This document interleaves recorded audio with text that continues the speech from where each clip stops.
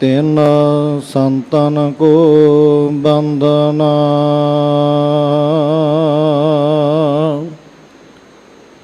ਸਿਰ ਚਰਨਨ ਪਰ ਧਾਰ ਏਕ ਓੰਕਾਰ ਸਤਿਗੁਰੂ ਤਿਹ ਪ੍ਰਸਾਦ ਸਚ ਹੋਏ। ਵਾਹਿਗੁਰੂ ਜੀ ਕੀ ਫਤਿਹ। ਵਿਘਨ ਵਿਨਾਸ਼ਨ ਸੋਏ। ਏਕ ਓੰਕਾਰ ਸਤਿਗੁਰੂ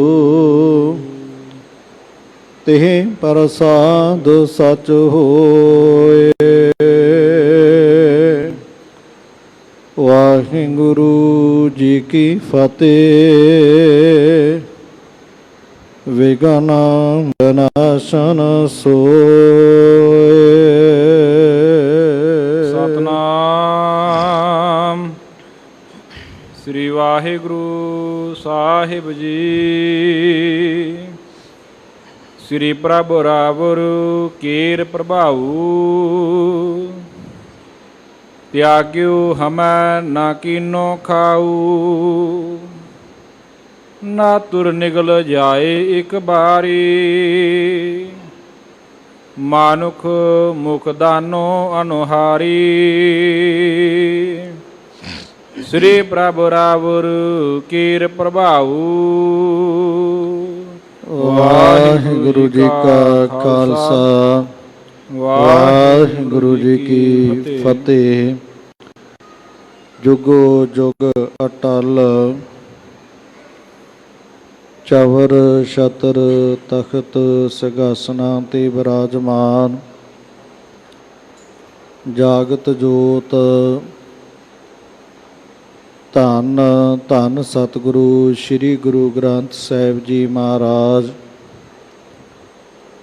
ਤਿੰਨਾਂ ਸਤਿਗੁਰਾਂ ਦੀ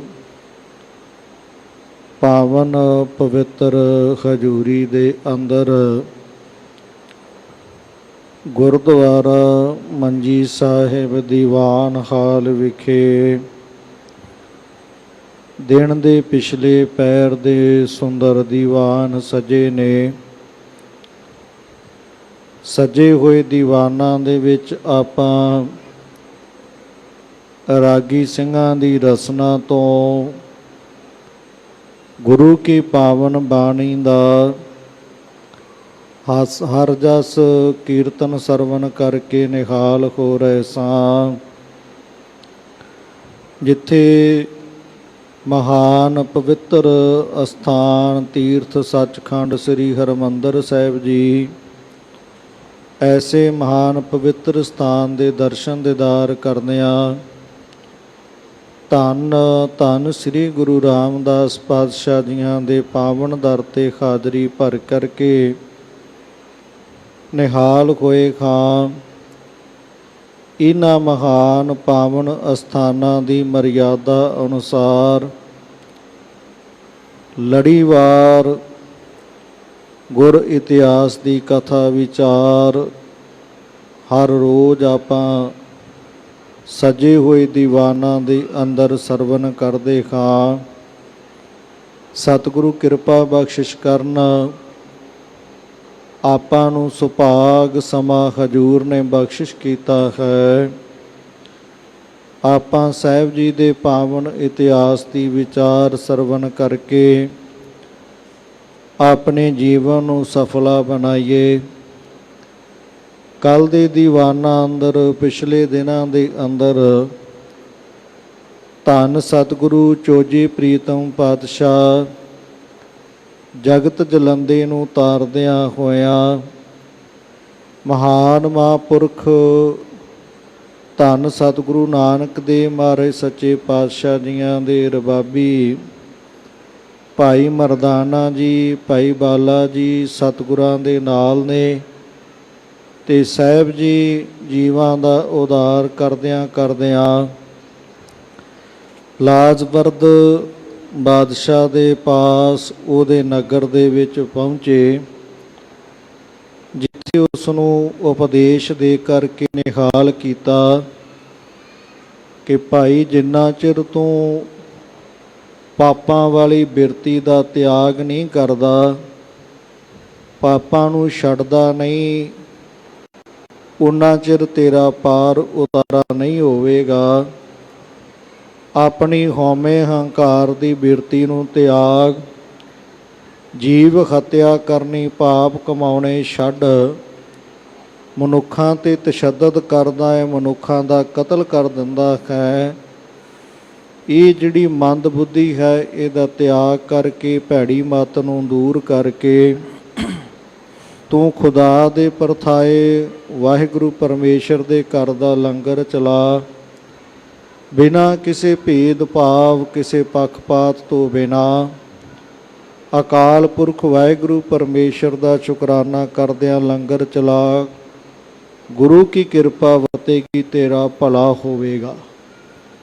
ਅਤੇ ਗਰੀਬ ਲੋਕ ਨੇ ਜਿਹੜੇ ਤੇਰੀ ਪਰਜਾ ਦੇ, ਉਹਨਾਂ ਦੀ ਵੀ ਕੋਈ ਕੂਕ ਪੁਕਾਰ ਸੁਣ। ਕਿਸੇ ਤੇ ਬਿਨਾਂ ਵਜ੍ਹਾ ਤੋਂ, ਬਿਨਾਂ ਕਿਸੇ ਗੱਲ ਤੋਂ ਤਸ਼ੱਦਦ ਨਾ ਕਰੀਂ। ਇਸ ਤਰ੍ਹਾਂ ਸਤਿਗੁਰੂ ਜੀ ਉਪਦੇਸ਼ ਦੇ ਕਰਕੇ ਲਾਜਵਰਦ ਬਾਦਸ਼ਾਹ, ਜਿਹੜਾ ਬੜਾ ਤਗੜਾ ਕਾਤਲ ਸੀ, ਜੋ ਵੀ ਉਹਦੇ ਹੱਥੀਂ ਕੋਈ ਮਨੁੱਖ ਆ ਜੇ, ਕੋਈ ਸ਼ਿਕਾਰ ਖੇਡਦਿਆਂ ਜਾਨਵਰ ਆ ਜੇ, ਉਹ ਹੱਤਿਆ ਕਰਨ ਲੱਗਾ, ਪਲ ਨਹੀਂ ਸੀ ਲਾਉਂਦਾ। ਸਤਿਗੁਰਾਂ ਦੇ ਚਰਨ ਪਰਸ ਕਰਕੇ ਉਹਨੂੰ ਸ੍ਰੇਸ਼ਟ ਬੁੱਧੀ ਦੀ ਦਾਤ ਹਜ਼ੂਰ ਨੇ ਪ੍ਰਦਾਨ ਕੀਤੀ। ਫਿਰ ਧੰਨ ਸਤਿਗੁਰੂ ਗੁਰੂ ਨਾਨਕ ਦੇਵ ਮਹਾਰਾਜ ਸੱਚੇ ਪਾਤਸ਼ਾਹ ਜੀਆਂ ਦੇ ਪਾਵਨ ਚਰਨਾਂ ਦੇ ਵਿੱਚ ਭਾਈ ਬਾਲਾ ਜੀਆਂ ਨੇ ਬੇਨਤੀ ਕੀਤੀ ਕਿ ਮਹਾਰਾਜ, ਇੱਥੇ ਲਾਗੇ ਉਹ ਸਥਾਨ ਹੈ ਸੋ ਜਿੱਥੇ ਸ਼੍ਰੀ ਰਾਮ ਚੰਦਰ ਜੀ ਨੇ ਆਪਣੀ ਸੈਨਾ ਦੇ ਨਾਲ ਪੱਥਰਾਂ ਦਾ ਪੁਲ ਬਣ ਕਰਕੇ ਲੰਕਾ ਦੇ ਵਿੱਚ ਗਏ ਸਨ। ਸੋ ਕਿਰਪਾ ਕਰਕੇ ਉਹ ਜਿਹੜਾ ਥਾਂ ਹੈ, ਉਹਦੀ ਵੀ ਸਾਨੂੰ ਯਾਤਰਾ ਕਰੋ, ਲੰਕਾ ਜਾ ਕਰਕੇ ਵਿਖਾਉਣਾ ਕਰੋ। ਮਹਾਰਾਜ ਆਪ ਜੀ ਕਿਰਪਾ ਕਰ ਸਕਦੇ ਹੋ। ਸੋ ਸਤਿਗੁਰੂ ਜੀ ਭਾਈ ਬਾਲਾ ਜੀਆਂ ਦਾ ਬਚਨ ਮੰਨਦਿਆਂ ਹੋਇਆ, ਮਹਾਂਪੁਰਖਾਂ ਦਾ ਸਤਿਕਾਰ ਕਰਦਿਆਂ, ਸੋ ਗਰੀਬ ਨਵਾਜ ਪਾਤਸ਼ਾਹ ਜੀ ਇੱਥੋਂ ਚੱਲ ਕਰਕੇ ਜਦੋਂ ਸਮੁੰਦਰ ਦੇ ਕਿਨਾਰੇ 'ਤੇ ਗਏ, ਜਾ ਕਰਕੇ ਵੇਖਣਾ ਕੀਤਾ, ਉੱਥੇ ਸ਼ਿਵਲਿੰਗ ਬਣਿਆ ਹੋਇਆ ਸੀ। ਕਹਿਣ ਲੱਗੇ, ਮਹਾਰਾਜ ਇੱਥੇ ਤਾਂ ਸ਼੍ਰੀ ਰਾਮ ਚੰਦਰ ਜੀ ਆਏ ਨੇ, ਸੋ ਇੱਥੋਂ ਦੇ ਲੋਕ ਜਿਹੜੇ ਨੇ, ਜਾਂ ਇੱਥੇ ਸ਼ਿਵਲਿੰਗ ਕਿਵੇਂ ਬਣਿਆ। ਸਤਿਗੁਰੂ ਧੰਨ ਗੁਰੂ ਨਾਨਕ ਦੇਵ ਮਹਾਰਾਜ ਸੱਚੇ ਪਾਤਸ਼ਾਹ ਜੀ ਕਹਿਣ ਲੱਗੇ, ਜਦੋਂ ਸ਼੍ਰੀ ਰਾਮ ਚੰਦਰ ਜੀ ਪੱਥਰਾਂ ਦਾ ਪੁਲ ਬਣਾ ਕਰਕੇ ਲੰਕਾ ਨੂੰ ਆਪਣੀ ਸੈਨਾ ਸਮੇਤ ਬਾਂਦਰਾਂ ਦਾ ਦਲ ਲੈ ਕਰਕੇ ਗਏ ਸੀ ਨਾ, ਉਦੋਂ ਇਹ ਪੁਲ ਬਣਾਉਣ ਤੋਂ ਪਹਿਲਾਂ ਸ਼ਿਵ ਜੀ ਭਗਵਾਨ ਦੀ ਉਹਨਾਂ ਪੂਜਾ ਕੀਤੀ ਸੀ ਕਿ ਇਸ ਜਿਹੜਾ ਸਾਡਾ ਕਾਰਜ ਪੂਰਾ ਹੋ ਜਾਵੇ। ਆਪੋ ਆਪਣੇ ਧਰਮ ਦੀ ਮਰਿਆਦਾ, ਆਪੋ ਆਪਣੇ ਧਰਮ ਦੀ ਰੀਤੀ ਰਿਵਾਜ ਅਨੁਸਾਰ ਹਰ ਕੋਈ ਆਪਣੇ ਇਸ਼ਟ ਨੂੰ ਧਿਆਉਂਦਾ ਹੈ, ਪਰ ਖਾਲਸੇ ਵਾਸਤੇ ਸਤਿਗੁਰਾਂ ਨੇ ਹੁਕਮ ਕੀਤਾ ਹੈ ਕਿ ਕੋਈ ਵੀ ਕਾਰਜ ਸਿੱਖ ਨੇ ਕਰਨਾ ਹੈ ਤੇ ਸਭ ਤੋਂ ਪਹਿਲਾਂ ਧੰਨ ਸਤਿਗੁਰੂ ਸ੍ਰੀ ਗੁਰੂ ਗ੍ਰੰਥ ਸਾਹਿਬ ਮਹਾਰਾਜ ਸੱਚੇ ਪਾਤਸ਼ਾਹ ਦੇ ਚਰਨਾਂ 'ਚ ਅਰਦਾਸ ਬੇਨਤੀ ਕਰਨੀ। ਸਿੱਖ ਦੀ ਬਾਂਹ ਧੰਨ ਸਤਿਗੁਰੂ ਸ੍ਰੀ ਗੁਰੂ ਗ੍ਰੰਥ ਸਾਹਿਬ ਮਹਾਰਾਜ ਸੱਚੇ ਪਾਤਸ਼ਾਹ ਹੀ ਫੜਦੇ ਹੈ। ਸੋ ਇਸ ਤੋਂ ਅੱਗੇ ਸਤਿਗੁਰੂ ਗਰੀਬ ਨਵਾਜ ਪਾਤਸ਼ਾਹ ਲੰਕਾ ਵਾਲੇ ਪਾਸੇ ਨੂੰ ਚੱਲੇ ਤੇ ਕਿਹਾ, ਮਹਾਰਾਜ ਉਹ ਪੁਲ ਕਿੱਥੇ ਹੈ ਜਿਸ ਪੁਲ ਦੇ ਉੱਤੇ ਸ਼੍ਰੀ ਰਾਮ ਚੰਦਰ ਜੀ ਚੱਲ ਕਰਕੇ ਗਏ। ਸਤਿਗੁਰੂ ਧੰਨ ਗੁਰੂ ਨਾਨਕ ਦੇਵ ਮਹਾਰਾਜ ਸੱਚੇ ਪਾਤਸ਼ਾਹ ਭਾਈ ਮਰਦਾਨਾ ਜੀ ਤੇ ਭਾਈ ਬਾਲਾ ਜੀ ਦੇ ਨਾਲ ਬਚਨ ਕਰਦਿਆਂ ਕਿਰਪਾ ਕੀਤੀ ਸੀ ਕਿ ਭਾਈ, ਜਦੋਂ ਸ਼੍ਰੀ ਰਾਮ ਚੰਦਰ ਜੀ ਲੰਕਾ ਤੋਂ ਵਾਪਸ ਪਰਤੇ ਸੀ ਨਾ, ਉਹਨਾਂ ਵਾਪਸ ਪਰਤਦੇ ਸਮੇਂ ਉਹ ਜਿਹੜਾ ਪੁਲ ਸੀ ਉਹਨੂੰ ਤੋੜ ਦੇਣਾ ਕੀਤਾ ਤੇ ਉਹਨਾਂ ਨੇ ਪੁਲ ਬਣਾਇਆ ਸੀ ਰਾਮ ਰਾਮ ਲਿਖ ਕਰਕੇ, ਪੱਥਰਾਂ ਦੇ ਉੱਤੇ ਰਾਮ ਦਾ ਨਾਮ ਲਿਖ ਕਰਕੇ, ਤਾਂ ਪੁਲ ਜਿਹੜਾ ਸੀ ਉਹ ਸਮੁੰਦਰ ਦੇ ਉੱਤੇ, ਪਾਣੀ ਦੇ ਉੱਤੇ ਬਣਾਉਣਾ ਕੀਤਾ।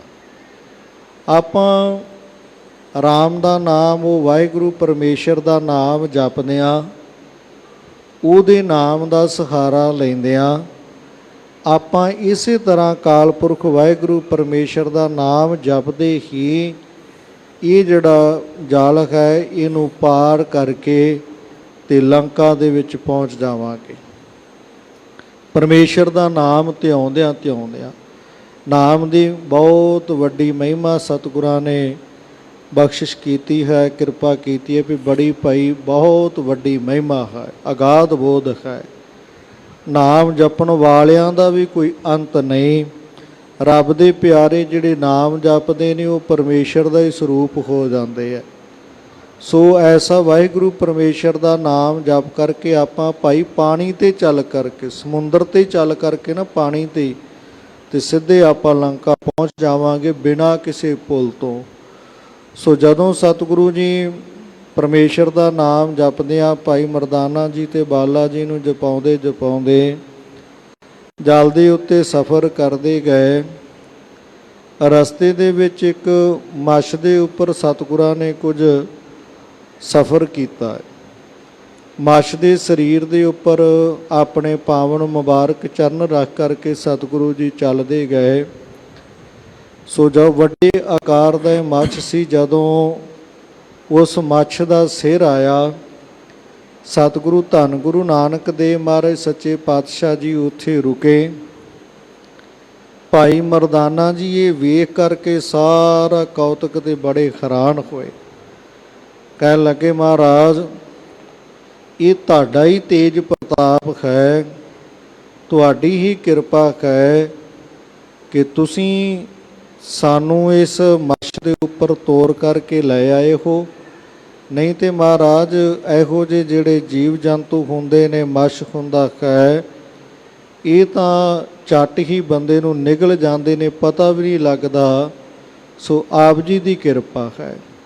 ਆਪਾਂ ਇੱਥੋਂ ਕੁ ਤੱਕ ਕੱਲ੍ਹ ਦੇ ਦੀਵਾਨ ਅੰਦਰ ਸਰਵਣ ਕੀਤਾ ਸੀ ਕਿ ਧੰਨ ਸਤਿਗੁਰੂ ਸ੍ਰੀ ਗੁਰੂ ਨਾਨਕ ਦੇਵ ਮਹਾਰਾਜ ਸੱਚੇ ਪਾਤਸ਼ਾਹ ਜੀ ਵੱਡੇ ਆਕਾਰ ਦਾ ਜਿਹੜਾ ਮੱਛ ਹੈ, ਮਗਰਮੱਛ ਹੈ, ਇਹਦੇ ਉੱਪਰ ਚੱਲਦੇ ਗਏ। ਇਹਦੇ ਸਿਰ ਦੇ ਉੱਤੇ ਜਾ ਕਰ ਕੇ ਸਤਿਗੁਰੂ ਜੀ ਖਲੋਤੇ ਤੇ ਭਾਈ ਮਰਦਾਨਾ ਜੀ ਨੇ ਹੈਰਾਨ ਹੋ ਕਰਕੇ ਸਤਿਗੁਰਾਂ ਦੇ ਨਾਲ ਬਚਨ ਬਲਾਸ ਕਰਨੇ। ਇਹ ਸਾਰਾ ਪ੍ਰਸੰਗ ਆਪਾਂ ਕੱਲ੍ਹ ਸਰਵਣ ਕੀਤਾ ਸੀ। ਇਸ ਤੋਂ ਅੱਗੇ ਕਿਰਪਾ ਨਿਧਾਨ ਗਰੀਬ ਨਵਾਜ ਪਾਤਸ਼ਾਹ ਇਸ ਮਗਰਮੱਛ ਦਾ ਕਿਵੇਂ ਆਧਾਰ ਕਰਦੇ ਹੈ, ਇਹ ਆਪਾਂ ਅੱਜ ਦੇ ਪ੍ਰਸੰਗ ਦੇ ਅੰਦਰ ਸਰਵਣ ਕਰਾਂਗੇ। ਸਤਿਗੁਰੂ ਰਹਿਮਤ ਤੇ ਨਦਰ ਕਰਨ, ਆਪਣੀ ਕਿਰਪਾ ਦ੍ਰਿਸ਼ਟੀ ਦੇ ਨਾਲ ਪਾਵਨ ਇਤਿਹਾਸ ਦੀ ਵਿਚਾਰ ਕਰਵਾ ਲੈਣ। ਆਪਾਂ ਸਰਵਣ ਕਰਨ ਦਾ ਯਤਨ ਕਰੀਏ ਜੀ। ਸਤਨਾਮ ਸ੍ਰੀ ਵਾਹਿਗੁਰੂ ਸਾਹਿਬ ਜੀ। ਸ੍ਰੀ ਪ੍ਰਭ ਰਾਵਰ ਕੀਰ ਪ੍ਰਭਾਊ। ਇਹ ਜਦੋਂ ਮਗਰਮੱਛ ਦਾ ਆਕਾਰ ਵੇਖਿਆ ਨਾ ਭਾਈ ਮਰਦਾਨਾ ਜੀ ਨੇ, ਤੇ ਸਤਿਗੁਰਾਂ ਦੇ ਚਰਨਾਂ ਦੇ ਵਿੱਚ ਬੇਨਤੀ ਕੀਤੀ, ਮਹਾਰਾਜ ਪਾਤਸ਼ਾਹ ਇਹ ਆਪ ਜੀ ਦਾ ਅਚਰਜੀ ਕੌਤਕ ਹੈ। ਇਹ ਮਹਾਰਾਜ ਤੁਹਾਡੇ ਤੇਜ ਪ੍ਰਭਾਵ ਦੇ ਕਾਰਨ ਹੀ ਯਾਗਿਓ ਹਮੈ ਨ ਕੀਨੋ ਖਾਊ। ਇਸ ਮਗਰਮੱਛ ਨੇ ਸਾਨੂੰ ਛੱਡ ਦੇਣਾ ਕੀਤਾ। ਇਹ ਤੁਹਾਡਾ ਹੀ ਤੇਜ ਪ੍ਰਤਾਪ ਹੈ, ਤੁਹਾਡੀ ਹੀ ਕਿਰਪਾ ਹੈ। ਨਹੀਂ ਤਾਂ ਮਗਰਮੱਛ ਦੇ ਤਾਂ ਕੋਈ ਨੇੜੇ ਤੱਕ ਨਹੀਂ ਜਾਂਦਾ। ਉਹਨੂੰ ਵੇਖ ਕਰਕੇ ਇਨਸਾਨ ਦੀਆਂ, ਬੰਦੇ ਦੀਆਂ ਚੀਕਾਂ ਨਿਕਲ ਜਾਂਦੀਆਂ ਵੀ ਕਿਤੇ ਮੈਨੂੰ ਨਿਗਲ ਨਾ ਜਾਵੇ। ਤੁਹਾਡਾ ਤੇਜ ਪ੍ਰਤਾਪ, ਤੁਸੀਂ ਸ੍ਰਿਸ਼ਟੀ ਦੇ ਮਾਲਕ ਹੋ, ਕਿਰਪਾ ਦੇ ਘਰ ਹੋ, ਰਹਿਮਤਾਂ ਦੇ ਭੰਡਾਰੇ ਹੋ, ਗਰੀਬ ਨਵਾਜ, ਇਹ ਤੁਹਾਡਾ ਹੀ ਕੌਤਕ ਹੈ। ਨਹੀਂ ਤਾਂ ਸਾਨੂੰ ਇਹਨੇ ਬਖਸ਼ਣਾ ਕਿੱਥੇ ਸੀ, ਇਹਨੇ ਸਾਨੂੰ ਖਾ ਜਾਣਾ ਸੀ। ਤੁਰ ਨਿਗਲ ਜਾਏ ਇੱਕ ਵਾਰੀ। ਇਹ ਮਹਾਰਾਜ ਮਗਰਮੱਛ ਹੈ ਨਾ ਜਿਹੜਾ, ਉਹ ਮੈਂ ਸੁਣਿਆ ਹੈ ਵੀ ਇੱਕੇ ਵਾਰ ਹੀ ਸਾਬਤ ਬੰਦਾ ਅੰਦਰ ਲੰਘਾ ਜਾਂਦਾ, ਉਹਨੂੰ ਚਿੱਥਦਾ ਨਹੀਂ, ਸਿੱਧੇ ਦਾ ਸਿੱਧਾ ਹੀ ਨਿਕਲ ਜਾਂਦਾ ਹੈ। ਮਾਨੁਖ ਮੁਖ ਦਾਨੋ ਅਨੁਹਾਰੀ। ਉਹ ਮਗਰਮੱਛ ਜਿਹੜਾ ਉਹ ਕਿਵੇਂ ਮਨੁੱਖ ਨੂੰ ਅੰਦਰ ਲੰਘਾਉਂਦਾ ਹੈ, ਜਿਵੇਂ ਛੋਟਾ ਜਿਹਾ ਦਾਣਾ ਉਹਨੂੰ ਚੱਬ ਕਰਕੇ ਮਨੁੱਖ ਆਪਣੇ ਅੰਦਰ ਲੈ ਜਾਂਦਾ ਹੈ। ਬਿਨਾਂ ਚੱਬਿਆਂ ਵੀ ਉਹ ਅੰਦਰ ਛੋਟੇ ਜਿਹੇ ਦਾਣੇ ਨੂੰ ਲੰਘਾ ਜਾਂਦਾ ਹੈ। ਤੇ ਮਹਾਰਾਜ ਜਿੱਡਾ ਵੱਡਾ ਇਸ ਮਗਰਮੱਛ ਦਾ ਆਕਾਰ ਹੈ, ਇਹਦੇ ਵਾਸਤੇ ਤਾਂ ਅਸੀਂ ਛੋਟੇ ਛੋਟੇ ਦਾਣੇ ਜਿਹੇ ਹੀ ਆ। ਸਾਨੂੰ ਇਹਨੇ ਸਿੱਧਾ ਹੀ ਨਿਕਲ ਜਾਣਾ ਸੀ। ਪ੍ਰਥਮ ਬਲੋਕਿਓ ਮੀਨ ਮਹਾਨਾ। ਪਹਿਲਾਂ ਵੀ ਮਹਾਰਾਜ ਤੁਸੀਂ ਕਿਰਪਾ ਬਖਸ਼ਿਸ਼ ਕੀਤੀ। ਇੱਕ ਬਹੁਤ ਵੱਡਾ ਜਿਹੜਾ ਮਗਰਮੱਛ ਸੀ ਜਲ ਦੇ ਵਿੱਚ ਰਹਿੰਦਾ, ਉਹਦੇ ਮੈਨੂੰ ਦਰਸ਼ਨ ਕਰਾਏ, ਉਹ ਵੀ ਮੈਨੂੰ ਤੁਸੀਂ ਦਿਖਾਉਣਾ ਕੀਤਾ ਉਸਤੇ ਇਹ ਵਿਸਾਲ ਪਹਿਚਾਨਾ। ਇਹ ਮਹਾਰਾਜ ਜਿਹੜਾ ਪਹਿਲਾਂ ਤੁਸੀਂ ਵਿਖਾਇਆ ਸੀ ਨਾ ਮਗਰਮੱਛ, ਇਹ ਉਹਦੇ ਨਾਲੋਂ ਵੀ ਵੱਡਾ ਹੈ। ਇਹਦਾ ਆਕਾਰ ਉਹਦੇ ਨਾਲੋਂ ਵੀ ਵੱਡਾ। ਸੋ ਮਹਾਰਾਜ ਤੁਸੀਂ ਕਿਰਪਾ ਕੀਤੀ ਏਤਕ ਦੋਨੋਂ ਕੋਸ ਪ੍ਰਮਾਨਾ। ਇਹ ਤਾਂ ਮੈਨੂੰ ਇਸ ਤਰ੍ਹਾਂ ਜਾਪਦਾ ਜਿਵੇਂ ਵੱਡੇ ਆਕਾਰ ਦੇ ਵਿੱਚ ਕਾਫੀ ਜਗ੍ਹਾ ਦੇ ਵਿੱਚ ਇਹਦੇ ਸਰੀਰ ਦਾ ਆਕਾਰ ਜਿਹੜਾ ਹੈ ਉਹ ਖਿਲ ਰਿਹਾ ਹੈ। ਮੁਝੇ ਬਤਾਓ ਕਿਰਪਾ ਨਿਧਾਨਾ। ਇਹ ਕਿਰਪਾਲੂ ਸਤਿਗੁਰੂ ਧੰਨ ਧੰਨ ਸਤਿਗੁਰੂ ਸ੍ਰੀ ਗੁਰੂ ਨਾਨਕ ਦੇਵ ਮਹਾਰਾਜ, ਜੋ ਵੀ ਆਪ ਜੀ ਕੌਤਕ ਵਰਤਾਉਂਦੇ ਹੋ ਜਾਂ ਜਿਸ ਜਗ੍ਹਾ ਤੇ ਜਾ ਕਰ ਕੇ ਵੀ ਮੈਨੂੰ ਦਰਸ਼ਨ ਕਰਾਉਂਦੇ ਹੋ ਨਾ, ਤੇ ਮੈਂ ਇੱਥੋਂ ਉਹ ਸਾਰਾ ਮੈਂ ਆਪ ਜੀਆਂ ਦੇ ਪਾਸੋਂ ਉਹ ਕਾਰਨ ਪੁੱਛ ਲੈਂਦਾ ਹਾਂ। ਤੁਸੀਂ ਮਹਾਰਾਜ ਕਿਰਪਾ ਕਰਕੇ ਮੈਨੂੰ ਇਹ ਬਖਸ਼ਿਸ਼ ਕਰੋ, ਮੈਨੂੰ ਦੱਸ ਦੇਣਾ ਕਰੋ ਕਿ ਇਹ ਮਗਰਮੱਛ ਇੰਨਾ ਵੱਡਾ ਹੈ, ਇਹਦੇ ਸਰੀਰ ਤੇ ਆਪ ਜੀ ਚੱਲ ਕਰਕੇ ਆਏ ਹੋ, ਇਹਦਾ ਕਾਰਨ ਕਿਰਪਾਲੂ ਸਤਿਗੁਰੂ ਗਰੀਬ ਨਵਾਜ ਮੈਨੂੰ ਸਮਝਾ ਦੇਣਾ ਕਰੋ। ਬੋਲੇ ਪ੍ਰਭੂ ਬਿਲੋਕ ਤਮਾਸ਼ੋ। ਸਤਿਗੁਰੂ ਜੀ ਮੁਸਕਰਾ ਕਰਕੇ ਨਾ ਤੇ ਭਾਈ ਮਰਦਾਨਾ ਜੀਆਂ ਦੇ ਨਾਲ ਬਚਨ ਕਰਦੇ ਆ। ਕਹਿਣ ਲੱਗੇ, ਭਾਈ ਮਰਦਾਨਾ ਜੀ, ਜੋ ਮਾਲਕ ਵਾਹਿਗੁਰੂ ਪਰਮੇਸ਼ਰ ਦੇ ਕੌਤਕ ਨੇ ਨਾ, ਉਹਨਾਂ ਨੂੰ ਦੇਖ ਕਰਕੇ ਆਨੰਦ ਲਓ, ਲਾਹਾ ਲਓ। ਉਹ ਪਰਮੇਸ਼ਰ ਬੜਾ ਸਮਰੱਥ ਹੈ, ਬੜਾ ਕਿਰਪਾਲੂ ਹੈ। ਉਹ ਖਿਨ ਮਾਤਰ ਦੇ ਵਿੱਚ ਵੀ ਬਹੁਤ ਕੁਛ ਕਰ ਦਿੰਦਾ ਹੈ। ਮਾਇਆ ਮੈਂ ਕਛ ਲਖੋ ਨਾ ਸਾਸੋ। ਇਹ ਜਿੰਨੇ ਵੀ ਜੀਵ ਜੰਤੂ ਨੇ ਸੰਸਾਰ ਦੇ ਉੱਤੇ, ਜਿੰਨੇ ਵੀ ਜੀਵ ਨੇ ਨਾ, ਇਹ ਸਾਰੇ ਮਾਇਆ ਦਾ ਰੂਪ ਨੇ, ਕਾਲ ਦੇ ਅਧੀਨ ਨੇ। ਇਹ ਸਾਰੀ ਇੱਕ ਨਾ ਇੱਕ ਦਿਨ ਉਹ ਮਾਲਕ ਵਾਹਿਗੁਰੂ ਪਰਮੇਸ਼ਰ ਦੇ ਬੁਲਾਵੇ ਅਨੁਸਾਰ, ਉਹਦੇ ਸੱਦੇ ਦੇ ਅਨੁਸਾਰ ਇੱਕ ਦਿਨ ਇਸ ਸੰਸਾਰ ਤੋਂ ਤੁਰ ਜਾਣਗੇ।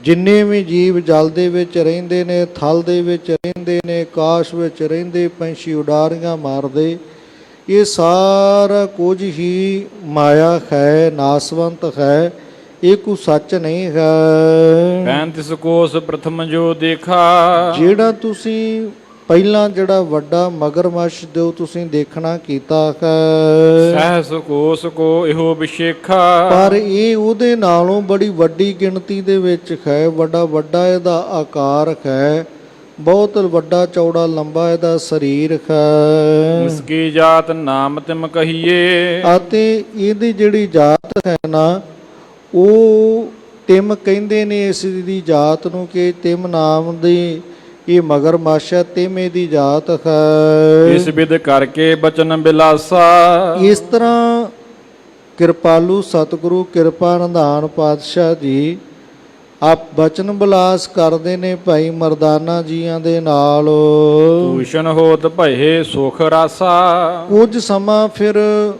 ਬਚਨ ਬਿਲਾਸ ਕਰਕੇ ਮਗਰਮੱਛ ਬਾਰੇ ਦੱਸ ਕਰਕੇ ਤੇ ਸਤਿਗੁਰੂ ਜੀ ਮਗਰਮੱਛ ਦੇ ਸਿਰ ਦੇ ਉੱਤੇ ਖਲੋ ਕਰਕੇ ਬਚਨ ਕਰਦੇ ਸਨ।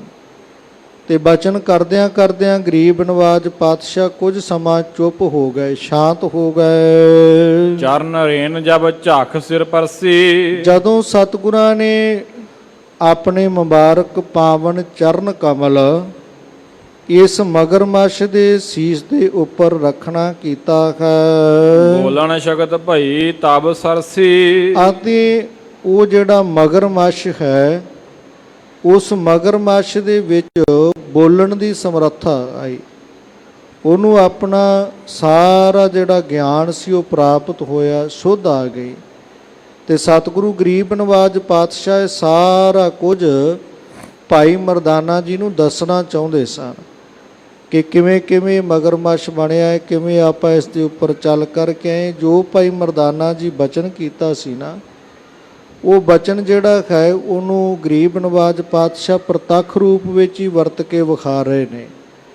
ਸੋ ਜਦੋਂ ਗਰੀਬ ਨਵਾਜ ਪਾਤਸ਼ਾਹ ਜੀਆਂ ਨੇ ਪਾਵਨ ਮੁਬਾਰਕ ਆਪਣੇ ਚਰਨ ਕਮਲ ਇਸ ਮਗਰਮੱਛ ਦੇ ਸਿਰ ਦੇ ਉੱਪਰ ਰੱਖੇ ਤਾਂ ਕਵੀ ਜੀ ਕਹਿੰਦੇ ਇਹਦੇ ਵਿੱਚ ਸ਼ਕਤੀ ਪ੍ਰਗਟ ਹੋਈ, ਬੋਲਣ ਦੀ ਸਮਰੱਥਾ ਸਤਿਗੁਰੂ ਗਰੀਬ ਨਵਾਜ ਪਾਤਸ਼ਾਹ ਜੀਆਂ ਨੇ ਇਹਨਾਂ ਨੂੰ ਬਖਸ਼ਿਸ਼ ਕਰ ਦਿੱਤੀ। ਬੂਝਣ ਲਗੇ ਪ੍ਰਭੂ ਤਿਹ ਤਾਈ। ਫਿਰ ਸਤਿਗੁਰੂ ਪਾਤਸ਼ਾਹ ਜੀ ਮਗਰਮੱਛ ਦੇ ਨਾਲ ਇਸ ਤਰ੍ਹਾਂ ਬਚਨ ਬਿਲਾਸ ਕਰਦੇ ਨੇ, ਪੁੱਛਣਾ ਕੀਤਾ ਆਹ ਕੌਣ ਚਖ ਘਾਇਆ ਪਾਈ। ਭਾਈ ਤੂੰ ਕੌਣ ਹੈ ਤੇ ਕਿਵੇਂ ਇਹ ਜਿਹੜਾ ਮਗਰਮੱਛ ਦਾ ਸਰੀਰ ਹੈ, ਤਨ ਹੈ, ਇਹ ਕਿਵੇਂ ਤੂੰ ਧਾਰਨ ਕੀਤਾ। ਸਾਰੀ ਆਪਣੀ ਵਿਥਿਆ, ਸਾਰਾ ਹੀ ਆਪਣਾ ਜਿਹੜਾ ਜੋ ਵੀ ਹੋਇਆ ਬੀਤਿਆ ਉਹ ਸਾਨੂੰ ਸੁਣਾਉਣਾ ਕਰ, ਦੱਸਣਾ ਕਰ, ਇਹ ਕਿਵੇਂ ਤੂੰ ਇਹ ਸਰੀਰ ਪਾਉਣਾ ਕੀਤਾ ਹੈ। ਤਬ ਹੀ ਬੋਲਿਓ ਹੋਏ ਅਧੀਨਾ। ਫਿਰ ਇਹ ਜਿਹੜਾ ਮਗਰਮੱਛ ਸੀ ਨਾ, ਬੜਾ ਸਨਮਰ ਹੋ ਕਰਕੇ, ਬੜੀ ਨਿਮਰਤਾ ਦੇ ਵਿੱਚ ਆ ਕੇ ਪਾਤਸ਼ਾਹ ਜੀਆਂ ਦੇ ਅਧੀਨ ਹੋ ਕਰਕੇ ਗਰੀਬ ਨਵਾਜ ਪਾਤਸ਼ਾਹ ਜੀ ਦੇ ਤੇ ਬਚਨ ਕਰਦਾ ਸੁਨੋ ਹੇਤ ਜਿਉ ਭਾ ਧਨ ਮੀਨਾ। ਸੋ ਕਹਿਣ ਲੱਗਾ, ਮਹਾਰਾਜ ਗਰੀਬ ਨਵਾਜ ਪਾਤਸ਼ਾਹ ਜੀ ਮੇਰੀ ਬੇਨਤੀ ਪ੍ਰਵਾਨ ਕਰੋ, ਮੇਰੇ ਤੋਂ ਸੁਣਨਾ ਕਰੋ ਕਿ ਕਿਵੇਂ ਮੈਨੂੰ ਇਹ ਜਨਮ ਪ੍ਰਾਪਤ ਹੋਇਆ, ਕਿਵੇਂ ਮੈਂ ਪਾਣੀ ਦੇ ਵਿੱਚ ਵਿਚਰ ਰਿਹਾ ਹਾਂ, ਇਹ ਮੈਂ ਸਾਰਾ ਆਪ ਜੀ ਨੂੰ ਦੱਸਦਾ ਹਾਂ। ਉਤੋ ਕਾਲ ਜਿਹੇ ਜਨਕ ਨਰਪਾਲਾ। ਜਦੋਂ ਮਹਾਰਾਜ ਇਸ ਧਰਤੀ ਦੇ ਉੱਤੇ ਜਨਕ ਰਾਜੇ ਦਾ ਰਾਜ ਭਾਗ ਸੀ, ਜਦੋਂ ਜਨਕ ਰਾਜਾ ਇਸ ਧਰਤੀ ਦੇ ਉੱਤੇ ਆਪਣਾ ਰਾਜ ਭਾਗ ਕਰਦਾ ਸੀ, ਬੜਾ ਭਗਤੀਵਾਨ ਅਤੇ ਅਕਾਲ ਪੁਰਖ ਵਾਹਿਗੁਰੂ ਪਰਮੇਸ਼ਰ ਦੇ ਘਰ ਦੇ ਉੱਤੇ ਦ੍ਰਿੜ ਨਿਸ਼ਚਾ ਰੱਖਣ ਵਾਲਾ ਸੀ। ਅਬ ਮੈਂ ਤਪ ਕੀਏ ਕਠਨ ਵਿਸਾਲਾ। ਉਦੋਂ ਮੈਂ ਬਹੁਤ ਵੱਡਾ ਜਿਹੜਾ ਤਪ ਹੈ ਉਹ ਕਰਨਾ ਕੀਤਾ, ਬੜੀ ਕਠਨ ਤਪੱਸਿਆ ਕੀਤੀ, ਬੜਾ ਕਠਨ ਜਪ ਤਪ ਜਿਹੜਾ ਸੀ ਉਹ ਮੈਂ ਕਰਨਾ ਕੀਤਾ।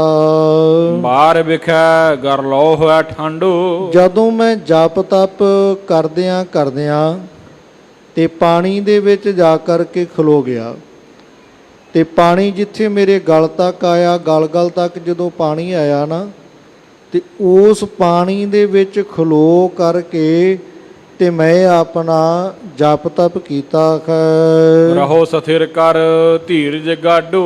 ਅਤੇ ਉੱਥੇ ਪਾਣੀ ਦੇ ਵਿੱਚ ਖਲੋਣ ਦਾ ਮੇਰਾ ਕਾਰਨ ਇਹ ਸੀ ਵੀ ਸਰੀਰ ਨੂੰ ਕੋਈ ਆਲਸ ਨਾ ਪਵੇ, ਕੋਈ ਸਰੀਰ ਢਿੱਗੀ ਨਾ ਢਾਲ ਲਵੇ, ਕਿਤੇ ਮੇਰੇ ਜਪ ਤਪ 'ਚ ਕੋਈ ਵਿਘਨ ਨਾ ਪੈ ਜਾਵੇ। ਤੇ ਮੈਂ ਇੱਕੇ ਜਗ੍ਹਾ 'ਤੇ ਖੜ ਕਰਕੇ ਲੰਮਾ ਸਮਾਂ ਇਹ ਜਿਹੜਾ ਜਪ ਤਪ ਸੀ ਮੈਂ ਕਰਦਾ ਰਿਹਾ।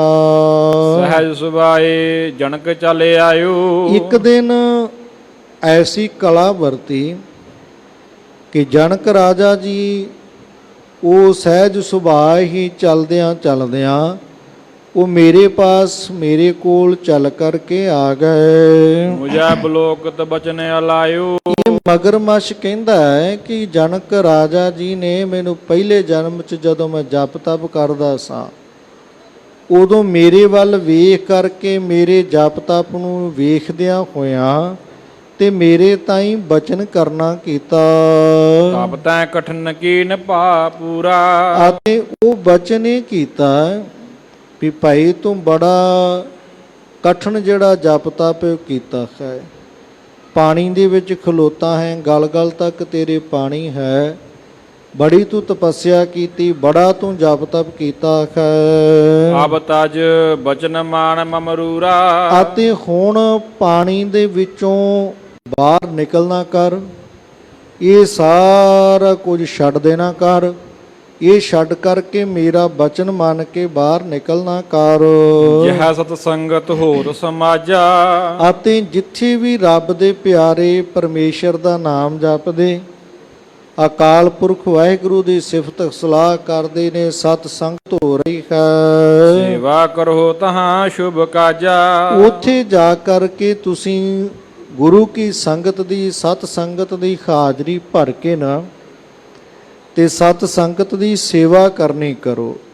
ਇਹ ਸਾਰਿਆਂ ਤੋਂ ਉੱਤਮ ਸ੍ਰੇਸ਼ਟ ਜਪ ਤਪ ਹੈ।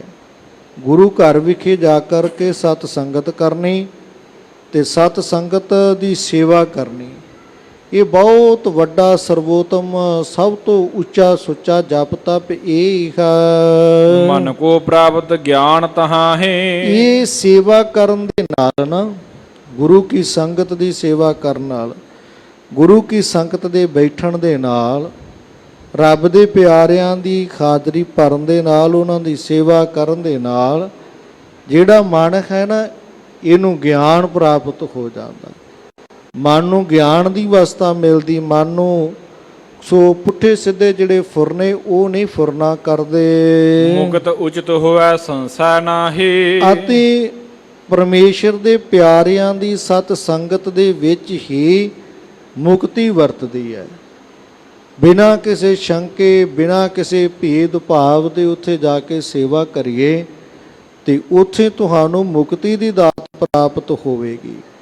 ਇਹ ਤਾਂ ਬਚਨ ਅਟਲ ਹੈ ਕਿ ਭਾਵੇਂ ਆਪਣੇ ਆਲੇ ਦੁਆਲੇ ਧੂਣੀਆਂ ਤਾਈਏ, ਜੇਠ ਹਾੜ ਦੀ ਸਿਖਰ ਦੁਪਹਿਰ ਹੋਵੇ, ਗਰਮੀ ਹੋਵੇ, ਆਲੇ ਦੁਆਲੇ ਧੂਣੀਆਂ ਤਪਾ ਕਰਕੇ ਵਿੱਚ ਬੈਠ ਜਾਣਾ ਕਰੀਏ ਵੀ ਬੜਾ ਤਪ ਕਰ ਰਹੇ ਹਾਂ, ਪਰ ਉਹਨੂੰ ਕੋਈ ਪਰਮੇਸ਼ਰ ਦੇ ਘਰ ਦੇ ਵਿੱਚ ਮਾਨਤਾ ਨਹੀਂ, ਕਿਉਂਕਿ ਮਨ ਜਿੰਨਾ ਚਿਰ ਟਿਕਾਓ 'ਚ ਨਹੀਂ ਤੇ ਬਾਹਰੋਂ ਸਰੀਰ ਨੂੰ ਤਪਾਈ ਜਾਣਾ, ਖਪਾਈ ਜਾਣਾ, ਇਹ ਭਗਤੀ ਨਹੀਂ। ਜੇ ਮਨ ਹੀ ਕਾਬੂ ਵਿੱਚ ਨਹੀਂ, ਮਨ ਹੀ ਵਸ ਦੇ ਵਿੱਚ ਨਹੀਂ, ਮਨ ਪਰਮੇਸ਼ਰ ਦੇ ਚਰਨਾਂ ਨਾਲ ਨਹੀਂ ਜੁੜਦਾ।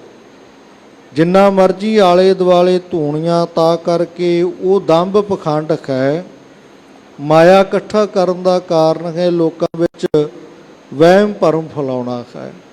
ਆਖ ਮੀਟ ਹੈ ਨਾਕ ਪਕੜ ਹੈ, ਠੱਗਣ ਕੋ ਸੰਸਾਰ। ਇਹ ਤਾਂ ਅਡੰਬਰ ਜੇ ਕਰਨੇ ਹੁੰਦੇ ਨੇ ਵੀ ਸੰਸਾਰੀ ਲੋਕਾਂ ਨੂੰ ਮਗਰ ਲਾਉਣ ਵਾਸਤੇ।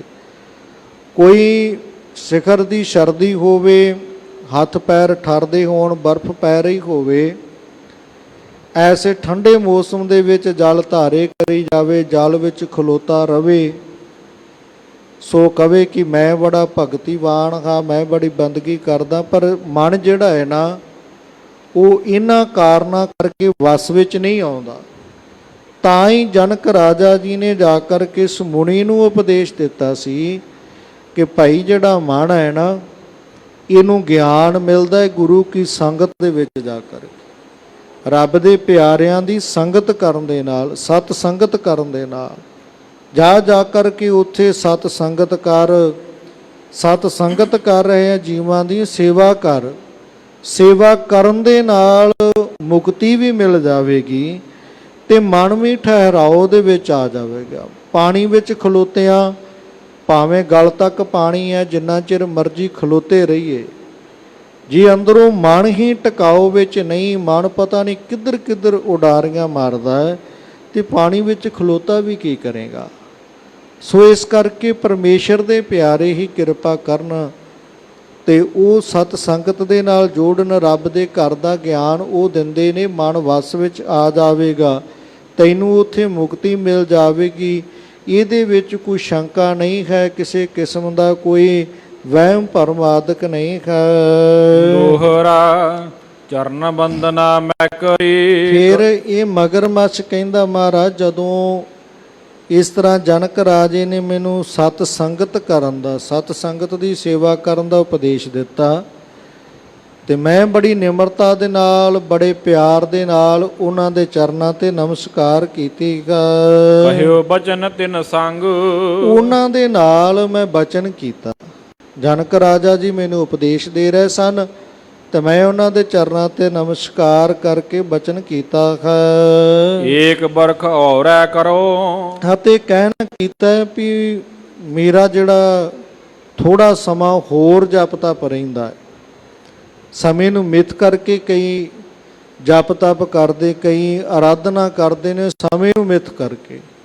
ਸਾਡੇ ਵਿੱਚ ਵੀ, ਸਾਡੇ ਭਰਾਵਾਂ ਦੇ ਵਿੱਚ ਵੀ ਚਾਲ ਜੀ ਚੱਲ ਪਈ ਵੀ 40 ਦਿਨ ਗੁਰਦੁਆਰੇ ਜਾਣਾ, 40 ਦਿਨ ਇਸ ਤਰ੍ਹਾਂ ਕਰਨ ਦੇ ਨਾਲ 40। ਕਈ ਲੋਕ ਬੜੇ ਇਹੋ ਜਿਹੇ ਆਣ ਕੇ ਸਵਾਲ ਕਰਨਗੇ, ਪਰ ਖਾਲਸਾ ਜੀ ਪਰਮੇਸ਼ਰ ਵਾਹਿਗੁਰੂ ਕਾਲ ਪੁਰਖ ਦੇ ਘਰ ਤਾਂ ਸਦਾ ਹੀ ਹਾਜ਼ਰੀ ਭਰਨੀ ਚਾਹੀਦੀ ਹੈ।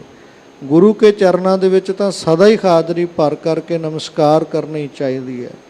ਗੁਰੂ ਕਿਰਪਾ ਕਰੇਗਾ, ਗੁਰੂ ਕੇ ਤੇ ਤਰਸ ਤਾਂ ਕਰੇਗਾ ਹੀ ਨਾ। ਸੋ ਕਹਿਣ ਲੱਗਾ ਜੀ ਮੇਰਾ ਸਮਾਂ ਮਿਥਿਆ ਅਜੇ ਹੋਰ ਹੈ। ਮੈਂ ਜਿੰਨਾ ਸਮਾਂ ਕਿਹਾ ਸੀ 1 ਕੁ ਸਾਲ ਮੇਰਾ ਹੋਰ ਰਹਿੰਦਾ ਹੈ। ਗੁਣ ਪੂਰਨ ਬਿਨ ਭੰਗ। ਅਤੇ ਉਹ ਜਿਹੜਾ 1 ਸਾਲ ਦਾ ਜਪ ਤਪ ਰਹਿੰਦਾ ਹੈ, ਮੈਂ 1 ਸਾਲ ਬਾਅਦ ਜਾ ਕੇ ਸਤ ਸੰਗਤ ਕਰਾਂਗਾ, ਫੇਰ ਸਤ ਸੰਗਤ ਦੀ ਸੇਵਾ ਕਰਾਂਗਾ ਤੇ ਇਹ ਮੇਰਾ ਜਿਹੜਾ ਜਪ ਤਪ ਹੈ ਉਹ ਸਫਲਾ ਹੋ ਜਾਵੇਗਾ। ਜਾਓ ਪਈ ਸੁਣ ਕੇ ਬੋਲਿਓ ਬਚਨ ਬਦੇਹੂ। ਅਤੇ ਜਦੋਂ ਮੈਂ ਇਸ ਤਰ੍ਹਾਂ ਬਚਨ ਕੀਤਾ ਨਾ ਕਿ ਮੈਨੂੰ 1 ਸਾਲ ਅਜੇ ਪਾਣੀ ਦੇ ਵਿੱਚ ਹੋਰ ਖਲੋਤਾ ਰਹਿਣ ਦਿਓ, ਇੱਥੇ ਮੈਂ ਜੋ ਹੋਰ ਜਪ ਤਪ ਕਰਨਾ ਹੈ 1 ਸਾਲ ਅਜੇ ਹੋਰ ਇਸੇ ਤਰ੍ਹਾਂ ਹੀ ਕਰਨਾ। ਤੇ ਜਨਕ ਰਾਜਾ ਜੀਆਂ ਨੇ ਮੇਰੇ ਨਾਲ ਇਹ ਬਚਨ ਕੀਤਾ। ਨੀਕੋ ਬਚਨ ਨਾ ਮਾਨਿਓ ਕੇਹੂ। ਕਹਿਣ ਲੱਗੇ ਭਲਿਆ ਲੋਕਾਂ, ਤੇਰਾ ਜਪ ਤਪ ਵੇਖ ਕਰਕੇ, ਤੇਰੀ ਇਹ ਕਠਨ ਤਪੱਸਿਆ ਵੇਖ ਕਰਕੇ ਤੈਨੂੰ ਸਖੈਨ ਅਤੇ ਸੌਖਾ ਰਸਤਾ ਦੱਸਿਆ ਸੀ ਕਿ ਇੱਥੇ ਤੈਨੂੰ ਮੁਕਤੀ ਮਿਲ ਜਾਵੇਗੀ, ਪਰ ਬੜਾ ਅਣਮੁੱਲਾ ਜਿਹਾ ਬਚਨ ਸੀ, ਇਸ ਬਚਨ ਦਾ ਕੋਈ ਵੀ ਮੁੱਲ ਨਹੀਂ, ਪਰ ਤੂੰ ਸਾਡਾ ਬਚਨ ਜਿਹੜਾ ਇਹਨੂੰ ਮੰਨਣਾ ਨਹੀਂ ਕੀਤਾ। ਜਾਤੇ ਹੋਇਆ ਜਲ ਜੀਵ ਵਿਸਾਲਾ। ਕੋਈ ਗੱਲ ਨਹੀਂ, ਜੇ ਤੇਰਾ ਜਲ ਦੇ ਨਾਲ ਹੀ ਪਿਆਰ ਹੈ, ਜਲ ਦੇ ਵਿੱਚ ਹੀ ਰਹਿਣਾ ਚਾਹਣਾ ਹੈ ਨਾ, ਤੇ ਜਲ ਦੇ ਵਿੱਚ ਵੀ ਬੜੇ ਜੀਵ ਜੰਤੂ ਨੇ, ਬੜੇ ਵੱਡੇ ਵੱਡੇ ਉਹਨਾਂ ਦੇ ਕਾਰ ਨੇ, ਬੜਾ ਵੱਡਾ ਵੱਡਾ ਉਹਨਾਂ ਦਾ ਸਰੀਰ ਹੈ। ਜਲ ਮੈਂ ਰਹੋ ਸਦੀਵ ਵਿਸਾਲਾ। ਅਤੇ ਜੇ ਤੇਰਾ ਜਲ ਦੇ ਨਾਲ ਇੰਨਾ ਪਿਆਰ ਹੈ, ਜਦੋਂ ਮਨੁੱਖਾ ਸਰੀਰ ਛੱਡੇਗਾ ਨਾ ਤੇ ਜਲ ਦੇ ਵਿੱਚ ਹੀ ਤੇਰਾ ਜਨਮ ਹੋਵੇਗਾ, ਜਲ 'ਚ ਹੀ ਤਾਰੀਆਂ ਲਾਈ ਜਾਵੇ। ਸੁਣ ਕੇ ਬਚਨ ਡਰਿਓ ਉਰਮਾਹੀ। ਅਤੇ ਕਹਿਣ ਲੱਗੇ ਮਹਾਰਾਜ ਮੈਂ ਇਹ ਬਚਨ ਸੁਣ ਕਰਕੇ ਜਨਕ ਰਾਜਾ ਜੀਆਂ ਦਾ ਤੇ ਘਬਰਾ ਗਿਆ, ਮੈਂ ਡਰ ਗਿਆ ਸਾਂ ਕਿ ਮੈਂ ਤਾਂ ਇੱਥੇ ਜਪ ਤਪ ਕਰ ਰਿਹਾ ਖਾਂ, ਇਹਨਾਂ ਅੱਗੇ ਬੇਨਤੀ ਕੀਤੀ ਹੈ, ਪਰ ਇਹਨਾਂ ਨੇ ਮੈਨੂੰ ਉਲਟਾ ਅੱਗੋਂ ਬਚਨ ਕਰ ਦਿੱਤਾ ਵੀ ਜੇ ਤੇਰਾ ਜਲ ਦੇ ਨਾਲ ਹੀ ਪਿਆਰ ਹੈ ਤੇ ਜਦੋਂ ਇਹ ਸਰੀਰ ਛੱਡੇਗਾ ਤੇ ਫਿਰ ਅਗਲਾ ਜਨਮ ਜਲ ਦੇ ਵਿੱਚ ਹੀ ਹੋਵੇਗਾ, ਬੜਾ ਵੱਡਾ ਆਕਾਰ ਵਾਲਾ ਤੂੰ ਜੀਵ ਜੰਤੂ ਬਣੇਗਾ, ਜਲ ਦੇ ਵਿੱਚ ਫਿਰ ਤਾਰੀਆਂ ਲਾਉਂਦਾ ਰਵੇਂਗਾ। ਇਹ ਬਚਨ ਸੁਣ ਕਰਕੇ ਮੈਂ ਡਰ ਗਿਆ। ਸਰਾਪ ਅੰਤ ਬੂਝਤ ਭਾਤਾਹੀ। ਇਹ ਮੈਨੂੰ ਇਉਂ ਜਾਪਿਆ ਕਿ ਜਿਸ ਤਰ੍ਹਾਂ ਜਨਕ ਰਾਜਾ ਜੀਆਂ ਨੇ ਮੈਨੂੰ ਇਹ ਸਰਾਪ ਹੀ ਦੇ ਦਿੱਤਾ ਹੈ। ਕਬ ਤਬ ਕੈਬਨ ਕੈਬਨ ਕੋ ਜੀਵ ਬਹੋਰੀ। ਅਤੇ ਜਦੋਂ ਇਸ ਤਰ੍ਹਾਂ ਬਚਨ ਕੀਤੇ ਵੀ ਜਲ ਦੇ ਵਿੱਚ ਬਹੁਤ ਜ਼ਿਆਦਾ ਜੀਵ ਜੰਤੂ ਨੇ, ਇਹ ਬਚਨ ਸੁਣ ਕਰਕੇ ਜਦੋਂ ਮੈਂ ਘਬਰਾਇਆ, ਫਿਰ ਉਹਨਾਂ ਦੇ ਚਰਨਾਂ ਤੇ ਨਮਸਕਾਰ ਕਰਕੇ ਬੇਨਤੀ ਕੀਤੀ, ਮਹਾਰਾਜ ਫਿਰ ਮੈਂ ਜਲ ਦੇ ਵਿੱਚ ਕਿੰਨਾ ਕੁ ਚਿਰ ਮੇਰਾ ਵਾਸਾ ਹੋਵੇਗਾ, ਕਿੰਨਾ ਕੁ ਚਿਰ ਮੈਂ ਜਲ ਦੇ ਵਿੱਚ ਹੀ ਰਹਾਂਗਾ।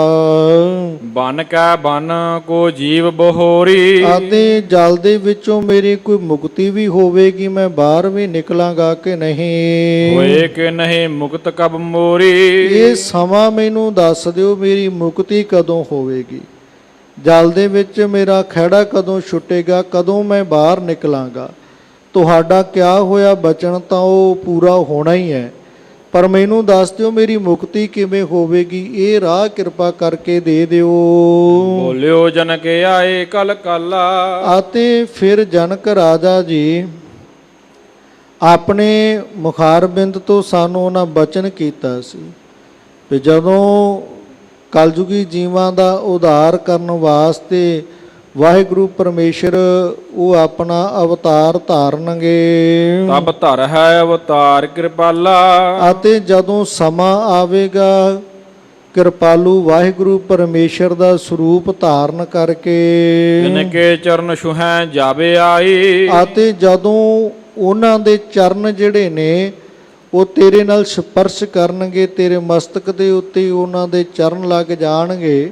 ਕਲਯੁਗ ਦੇ ਸਮੇਂ ਦੇ ਵਿੱਚ ਜਦੋਂ ਪਰਮੇਸ਼ਰ ਆਪਣਾ ਅਵਤਾਰ ਧਾਰਨ ਕਰਕੇ ਆਉਣਗੇ, ਤਬ ਇਹ ਸਰਾਪ ਨਾਸ਼ ਹੋਇਆ ਜਾਈ। ਉਦੋਂ ਫਿਰ ਜਿਹੜਾ ਇਹ ਭਾਈ ਜਿਹੜਾ ਸਰਾਪ ਹੈ ਇਹ ਖਤਮ ਹੋ ਜਾਵੇਗਾ, ਉਦੋਂ ਤੇਰੀ ਮੁਕਤੀ ਹੋਵੇਗੀ, ਉਦੋਂ ਤੇਰਾ ਭਲਾ ਹੋ ਜਾਵੇਗਾ।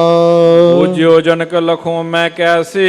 ਫਿਰ ਇਹ ਮਗਰਮੱਛ ਕਹਿੰਦਾ ਮਹਾਰਾਜ ਮੈਂ ਜਨਕ ਰਾਜਾ ਜੀਆਂ ਦੇ ਪਾਸੋਂ ਹੀ ਪੁੱਛ ਲਿਆ ਸੀ ਕਿ ਮੈਨੂੰ ਕਿਵੇਂ ਪਤਾ ਲੱਗੇਗਾ, ਮੈਨੂੰ ਕਿਵੇਂ ਪਛਾਣ ਆਵੇਗੀ, ਕਿੱਥੇ ਉਹ ਮੈਨੂੰ ਮਿਲਣਗੇ, ਕਿਵੇਂ ਹੋਵੇਗਾ, ਇਹ ਸਾਰਾ ਕੁਝ ਹੁਣ ਮੈਨੂੰ ਦੱਸ ਹੀ ਦੇਣਾ ਕਰੋ। ਭੇਦ ਸਰਬ ਸਮਝਾਓ ਤੈਸੇ। ਇਹ ਸਾਰੇ ਜਿਹੜੇ ਗੁੱਝੇ ਭੇਦ ਨੇ ਨਾ, ਉਹ ਸਾਰੇ ਗੁੱਝੇ ਭੇਦ ਮੈਨੂੰ ਦੱਸ ਦੇਵੋ, ਮੈਂ ਉਹਨਾਂ ਦੇ ਚਰਨ ਪਰਸ ਕਰਕੇ ਮੁਕਤੀ ਦੀ ਦਾਤ ਪ੍ਰਾਪਤ ਕਰ ਲਵਾਂ। ਸੁਨੋ ਮੁਨੀ ਜਬ ਮਿਲ ਹੈ ਆਏ। ਅਤੇ ਜਨਕ ਰਾਜਾ ਜੀ ਕਹਿਣ ਲੱਗੇ, ਹੇ ਮੁਨੀ ਜੀ, ਉਹ ਆਪੇ ਹੀ ਆਣ ਕਰਕੇ ਤੁਹਾਨੂੰ ਮਿਲ ਪੈਣਗੇ, ਤੁਹਾਨੂੰ ਕਿਤੇ ਜਾਣ ਦੀ ਜ਼ਰੂਰਤ ਨਹੀਂ ਪਵੇਗੀ।